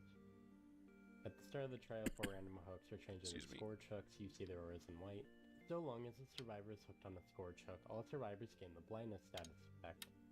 Additionally, when a survivor is unhooked from a Scourge Hook, you gain undetectable for 10, 20, 30 seconds. This perk references how William hid the bodies and likely went into hiding after he was caught. Also, I think Springtrap should definitely have a Scourge Hook perk, as it just generally seems to fit his vibe. Now let's talk about possible Springtrap cosmetics. I think that cosmetic should be You'd have a lot of them. Obviously, but what about the weapon? It's interesting to note that in an interview with Behavior's head of partnerships, Matthew Cote, he hints that in the discussions with Scott, the specifics of how the killer will even hit survivors has come up several times. He then deferred to an example of how when developing Sadako, they sat down with the franchise owners and developed something that made sense and essentially became canon in the Rings universe. So to me, this implies Springtrap's weapon will be a bit more inventive, much like Sadako's. Yep, makes I'll play sense. the clip from the interview now. Everyone expects you to pay as much tribute and hit as much of the lore, but really you're making a PvP game, and that you have to have these characters display all that stuff while running around and hitting people. Yeah, you know, but even that, like the specifics of hitting people, like that's come up more than once, and Sadako is a good example of that, right? She doesn't touch anybody. That's what she does, and we had to be creative with this one, and we sat down with the actual people, the creators of this IP, which is absolutely amazing to be able to do that. And we sort of pitched ideas, and they listened, and then they had some inspiration on their side, and we came up with something that was very relevant to the character, and that is now canon to the Sadako universe. And I would still want to point out, which is really cool. Could still be on the table. They could go with his knife from the movie, or even draw inspiration from the common fan display of Springtrap lighting a fire axe. Maybe one he picked up during the fire in FNAF 3. I don't know. But I wanted to share a couple of ideas of some non-physical weapons he could have as well. One idea is that his weapon is a jumpscare screen. Now, This is what you were talking about. Possibly entail that unlike other killers, he wouldn't get weapon skins, and instead he'd have cosmetic slots for his head, torso, and legs only. Or they could have the alternate skins be different sound effects and VFX. For example, the Prestige weapon could be a distorted sounding scream with VFX that appears as if he's spitting blood at the survivors. I've had another idea for his weapon though, which is why I've still not talked about what Springtrap's lore would look like yet. Namely, I think that Springtrap's DBD lore could tie into Ultimate Custom Night, the entity pulling Afton from that hellscape and into its realm. Yep. With it, the vengeful spirit follows, but its rage becomes weapon. I will also say, pause it real quick. What point will William enter the trial from? It'll either be that, like he said, like at the end of FNAF 6, as everything's burning, which is possible. FNAF 3, or in my opinion, lore-wise, it would make sense for the entity to basically pluck Afton out of Cassidy's like torture of him. We see at the, like, if you beat, what is it, the 2020 or like the max mode of everything in Ultimate Custom Night, if you beat it, how you see Golden Freddy just like twitching in the dark still, which implies that Cassidy's still, you know, torturing William and refused to let go. My thought is that the entity pulls him from her at that point and takes him into the trial. And then Cassidy is like almost forced to move on at that point. By the entity, but that's my thought. The spirit itself becoming a weapon to be wielded by Springtrap. I think visually this would look like a floating ghostly wisp that floats around his hand, and when attacking with it, the face of the vengeful spirit appears alongside its screaming noise, somewhat similar to how Sadaka's weapon appears. This could open the door for other spirits to be unlockable as weapons, namely the missing children, which would be disturbing and sad, but also kind of awesome. The prestige it would, but I doubt Scott would go for it. With spread and have the face and the attack animation appear bloodied. If that's a little too disturbing, it could be an animatronic's bloody face like Golden Freddy's. With that aside, other cosmetics could be things like his alternate forms from FNAF AR, or characters like Burn Trap or Spring Bunny. But I would definitely want to see a blighted skin for Springtrap. I'll show a design I made myself on screen right now. He only showed it for like a second. Let's see. Blighted skin for Springtrap. I'll show a design I... Okay, there we go. Scoot you over a little bit. Okay. Blighted Springtrap. Both curious about the possible reaction between Remnant and Serum. William and Talbot work together to make Afton into more of a monster. Trickling blade. As the serum seeped from the tangle of flesh and wires, the blade became soaked with the viscous putrid serum. That looks sick, though. Warp mascot. The specimen received 2 doses of the serum. One for the rancid suit, another for the rotting corpse within. Ravagiled spling locks. As the costume began to grow fur as if it were an organism, the cadaver entombed within it sprouted fleshy veins, or vines, entangling the mechanisms that once imprisoned it. Neat. Yeah, he really went all out on this. Honestly, I think skins could be where we... As someone who's done photo editing for my videos, Scott doesn't mind dressing I can tell you that took him a while. Something else I'd like to see, Or them, I'm sorry. are cosmetic rewards for Springtrap depending on what FNAF games you own on your system. These probably wouldn't be anything more complicated than just recolors, but just to spitball ideas, I suggest brown skin for FNAF 1, white for FNAF 2, a more intense green for FNAF 3, red for 4, blue for Sister Location, and black for Pizzeria Simulator. Alright, now with the characters generally covered, I want to talk about map possibilities. I know maps aren't guaranteed, but for a series called Five Nights at Freddy's, I think it would almost be a disservice to not have a map. Oh, it'll 1,000,000% have a map. The FNAF 1 Pizzeria or Fazbear Frights. I imagine these maps could be put in the Withered Isle realm, much like how Alien's map and D&D's map went into pre-existing realms. I say Withered Isle given the Greenville Square map already has an 80s, 90s vibe to it, with the movie theater and arcade machines. Yeah, that could work. I imagine the map offering for these maps could just be the Help Wanted newspapers from their respective games, or for Fazbear Frights, the It Burns newspaper from FNAF 3. Yeah. Another possibility of map I'd like to see is the Atrium from Security Breach. I think this map would have to go in its own realm, namely Yeah. the Pizzaplex. But as a whole, I think the Pizzaplex would have a very unique atmosphere for DBD. It and I can would. imagine plenty of cooler cinematic Easter eggs with it, such as. But the I security doubt breach that'd be the one they being go when for. The exit gate's open. To spook it up and make it less open, they could do a take on how it would have looked during Ruin. Yep. Given we never actually see it then. Have broken lights and rubble scattered around to make the loops and tiles. For the Pizzaplex, some possible map offerings could be the Vandy Mask or Gregory's Fazwatch. Alright, now I'll go on to some extra flavorful things I'd want to see with the chapter. First off, charms. I think the charm for buying the chapter should be Helpy. Not only Yep. does everyone love him, but he's also kind of become the official mascot of the Freddy's brand ever since Pizzeria Simulator. Seeing Helpy dangling from hooks during trials would also be funny. Yes. I'd also like there to be some Easter egg charms, like the one that came with the Silent Hill chapter by typing in the Konami code. Maybe That is typing in cool. 1983 with Springtrap selected on the menu would give you a Fredbear plushie charm. Typing in 395248, the wall code from FNAF 3, could give you an 8-bit Spring Bunny or Fredbear charms. Just a couple of suggestions.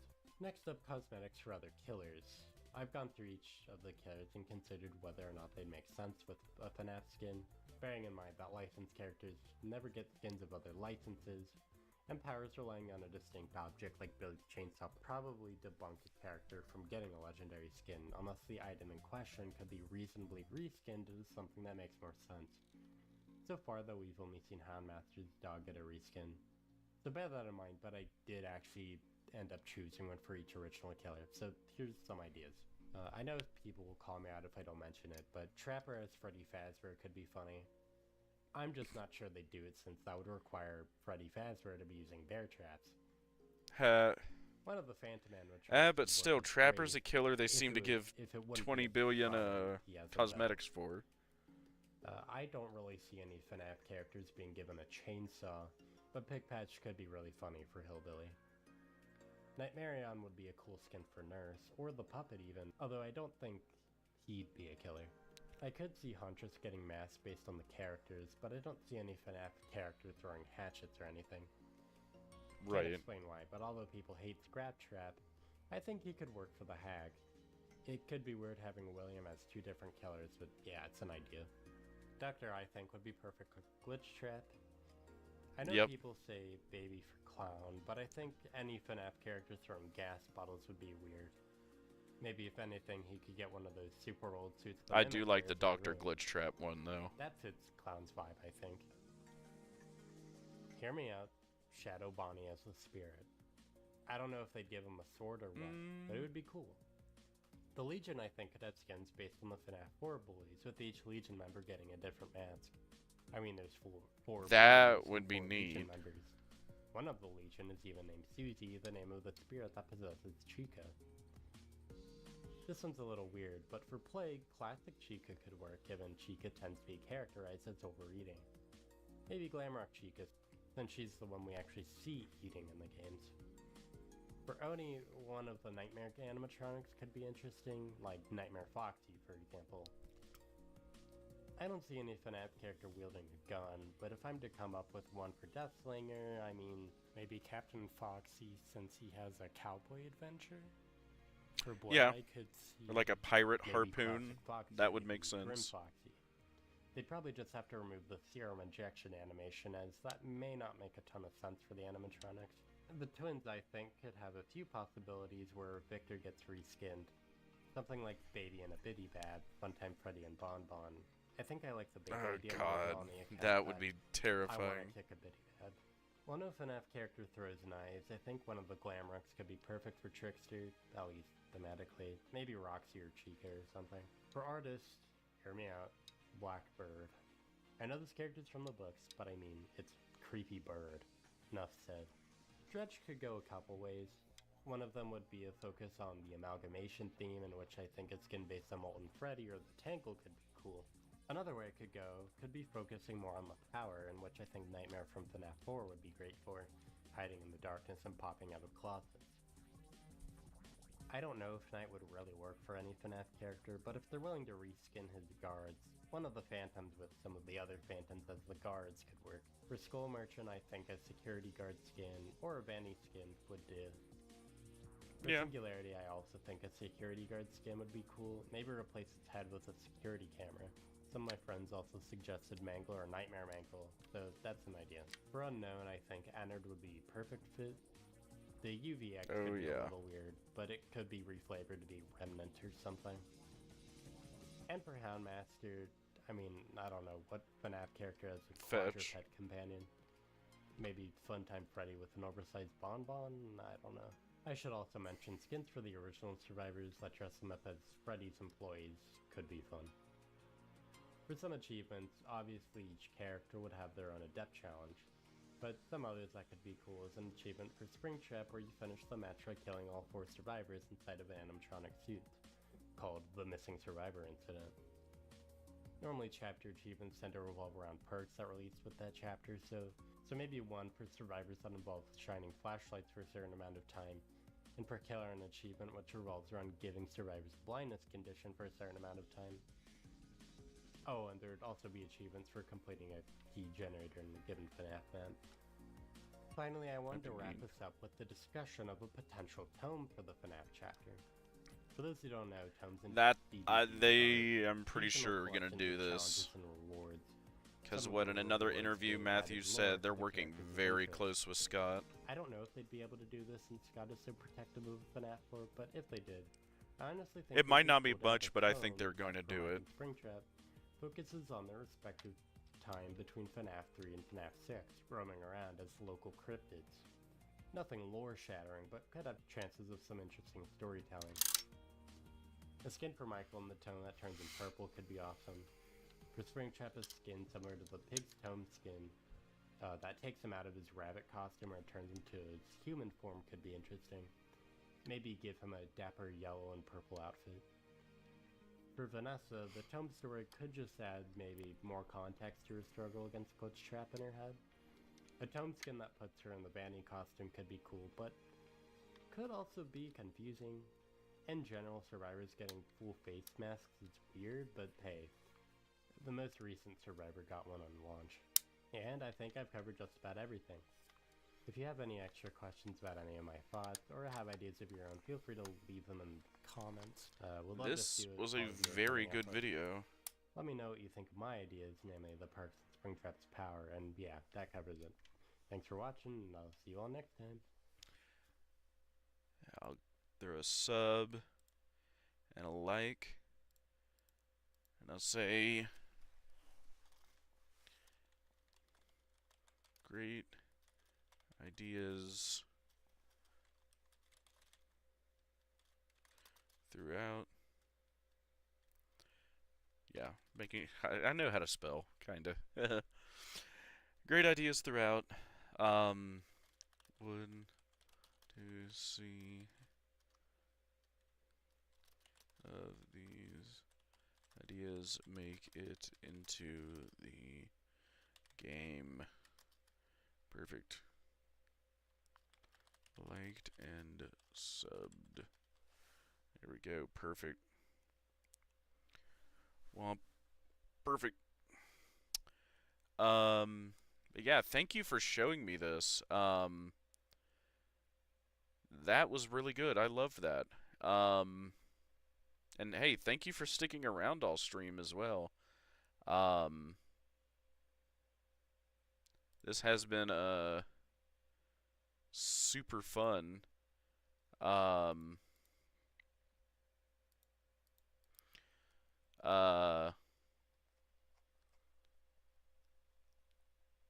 Just doing all of this with you, or watching all this with you.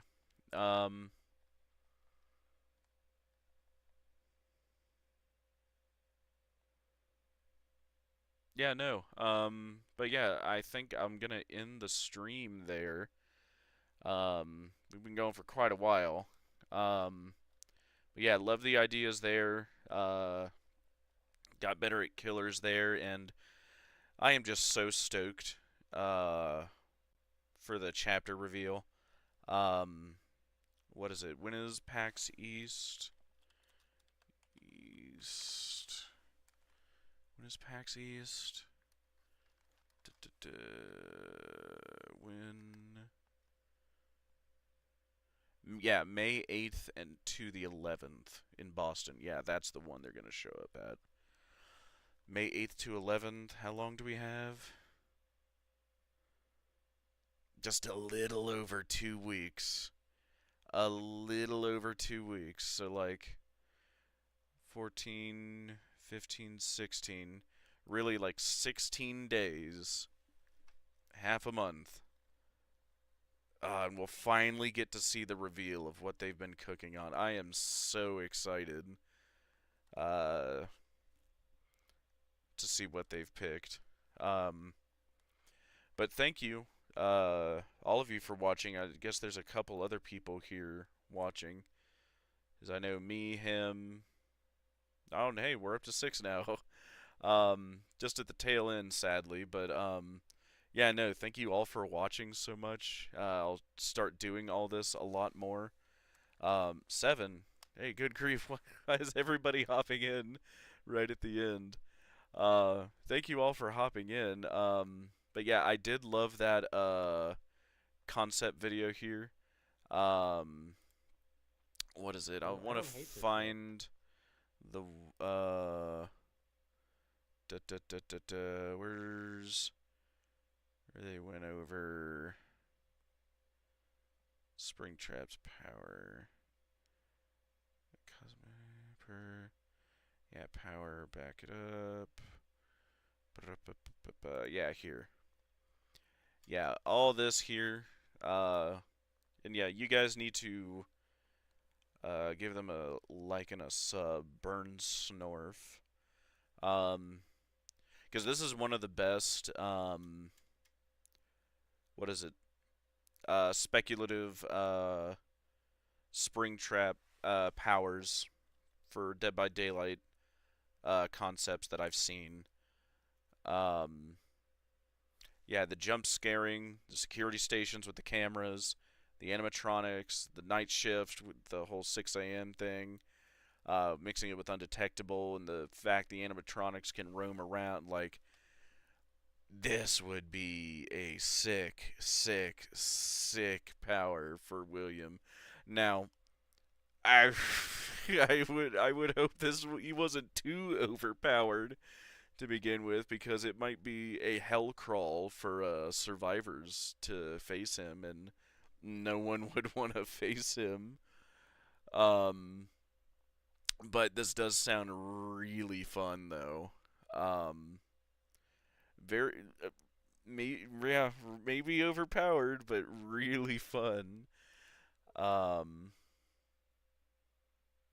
They're FNAF theorists too. Oh, I'll have to check him out. Which, I don't know.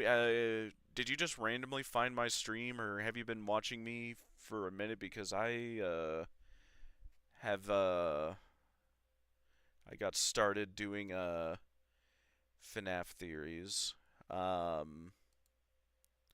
which I posted my part 2 to the Afton family video a couple days ago. That Balloon Boy, War 3 months ago.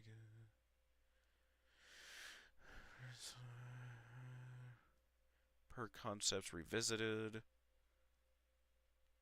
Truth of Balloon Boy. I really like the design of all this. How We Killed Cassie. Hope wanted to. Yeah, I really love these thumbnail designs. Yeah, I'd want to ask them how they do this, because I love this kind of like neon glossy look. Yeah, I love it. With like the dark blues and purples. Fazbear fatigue, tired of FNAF theories. Way to go, superstar. Oh, you saw me on the Not a Real Name hot take video. Yeah, she was, awesome. I just reached out a while ago saying, God, what did I say to her? Just, you know, you and Candy Bunny inspired me to start my own channel because you guys cover less covered topics. And not that you guys aren't doing great with it, there's even more questions I have, or topics in FNAF I really don't see covered. So, like, those two are really good at covering those less covered topics. I guess if my channel has a focus right now, it is, yeah, and I'm subbed to you. Yeah, we are all good. There we go. But yeah, if my channel has a focus, it is, the uncommon of uncommon topics, bleh. Excuse me, like, God, my first swing and a miss of William Afton as Edwin, which was just before they did the, what is it, 5 Laps at Freddy's update with the Murray Company thing and all that, and the Help Wanted 2 update. This was before that, so I very much got proven wrong fast for my first video. There's just kind of some filler videos. Circus Baby survived the FNAF 6 fire. That was a bit of a hot take, which I still stand by that video. My hot take submission, and she saw this, and I was amazed she actually added all 3 of my hot takes to her video, which is what's got me up to 42 subs, which I am still super stoked about that. Like, I've loved that all of you have started to care what I had to say, to the point to where my most popular video, The Ones Who Live, The Curious Case of the Aftons, Part 1, I'm up to 230 views, which it doesn't sound like a lot, but that's a lot to me. You know, 230 people have cared to listen to what I have to say. My response, just to kind of clarify what my positions were in this video, because I was a little vague at a couple points. And the part 2 I released 3 days ago, which is slowly crawling up in views. But yeah, like the uncommon topics, because I guess, yeah, and I guess I haven't really thought about it until now, like them, but like, I've been focusing on characters coming back. William, Circus Baby, the rest of his family, Mrs. Afton now. Well, to my credit, Security Breach really, really makes it hard for me to not draw parallels between the Afton family and the characters in post-Security Breach and post-Security Breach. Steel Wolves made it very hard to not draw those parallels. Like, can anybody look at Gregory and really not tell me that there's parallels with the Crying Child? And he's just one, right? But yeah, no, that's why I've loved watching Not a Real Name here. She covers a lot of uncommon topics, like I mean, hell, just look at any of her videos. Follow the Original Mimic. What were the cuts that happened to Vanny? The Nightmares. That was a good video. Was the puppet already haunted before Charlie? 2 a.m. puppet cope. I know how much she likes the puppet, which, to be fair, I told her as well. I had one of my very first commenters on my videos wanted me to do a video after I finished the what is it, Afton video family videos. Yeah, now that I finished the 2-parter up, they wanted me to cover the Night Marionette and explain what's the deal with the Night Marionette, basically, in the Security Breach era. And I really liked that idea, and it was one of my first comments, so I guess as a hint to you, unknown cameraman, for sticking around so much before I hop off here, that's going to be my next video. And hey, thank you for seeing all of them. Feel free to comment on any of them, just so I know feedback and I kind of know where to grow or whatever. And hey, please share me around. I'm trying to it is so hard to get traction for a channel when it's just starting out. But I am super stoked to get cracking on that Night Marionette video here soon, because, and yeah, that's a, you know, teaser for you for sticking around, is that's going to be the next video, because God, the more I thought about it, like, all the Night Marionette, what is the deal? Like, what do you think?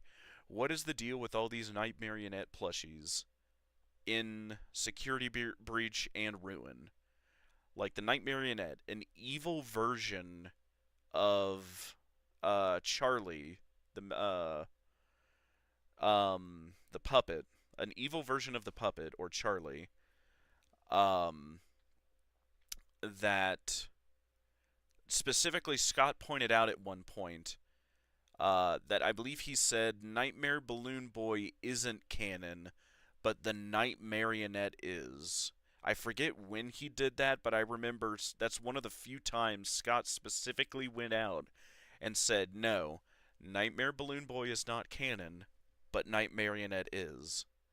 Which is massively interesting to me, because it keeps popping up, this plushie, over and over again in this modern era of FNAF. And if the door is closed for, like, Charlie has long passed on, most of the original kids, if not all of them, are passed on, maybe minus Cassidy, right? Why all this callback to an evil version, or nightmare-infused version of Charlie, Henry's dead daughter, the first one who died? It's like, God, what could that mean? What could that mean, right? And that's what I'm going to have to work on for this next video. So I'll try to get something cooked up. And yeah, by all means, you've been so awesome. Please, literally anywhere I would see it, like any of my videos or my email, or I think I got my Discord in here. Just shoot me video ideas. If you want to see something, I'll let you know if it makes sense or not. But feel free to suggest anything at any point, and I'll take a look at it, if nothing else. But I think I want to end the stream there. I'm getting tired, and I still need to eat. You have a good night, and thank you, everyone else. Yeah, 6 people who are still sticking around. So I know me and him are watching, so there's 4 other of you that are watching this. So thank all of you for sticking around and watching. I'll try to stay streaming somewhat often to keep getting practice in for this new FNAF chapter for DBD that's releasing. And I'll keep making FNAF theories. What age is your Discord? Oh, it's not like a channel or anything. I just made an account because some other people have told me to make a Discord. Like, I'm new to a lot of this. So like I don't have like I have an account, but what is it? A server. I don't have a server or anything. I just have my account there, so like you could message me directly through that if you want, or I've got my email there, or just literally any of the comments sections of my videos. Trust me, I am not a big channel right now. I will see it. Yeah, just if you've ever got any ideas, but that's going to be the big one I'm thinking of over the next week or two, is doing a video and just gathering every bit of information I can get on the Night Marionette. Just to get you hyped, I guess. Which I think I'll end it there. I don't have Discord. Yeah, that's fine. Like, again, either the comments section of my videos, or email, or, you know, whatever, or just stick around these live streams, and, the next time I do one, and mention any ideas you have, if you think of them in the future. But yeah, I think I'm gonna end it there. I am hungry and I am tired. Thank you for sticking around, and I will see you guys soon. Have a good night, and By, can I figure this out? Yes?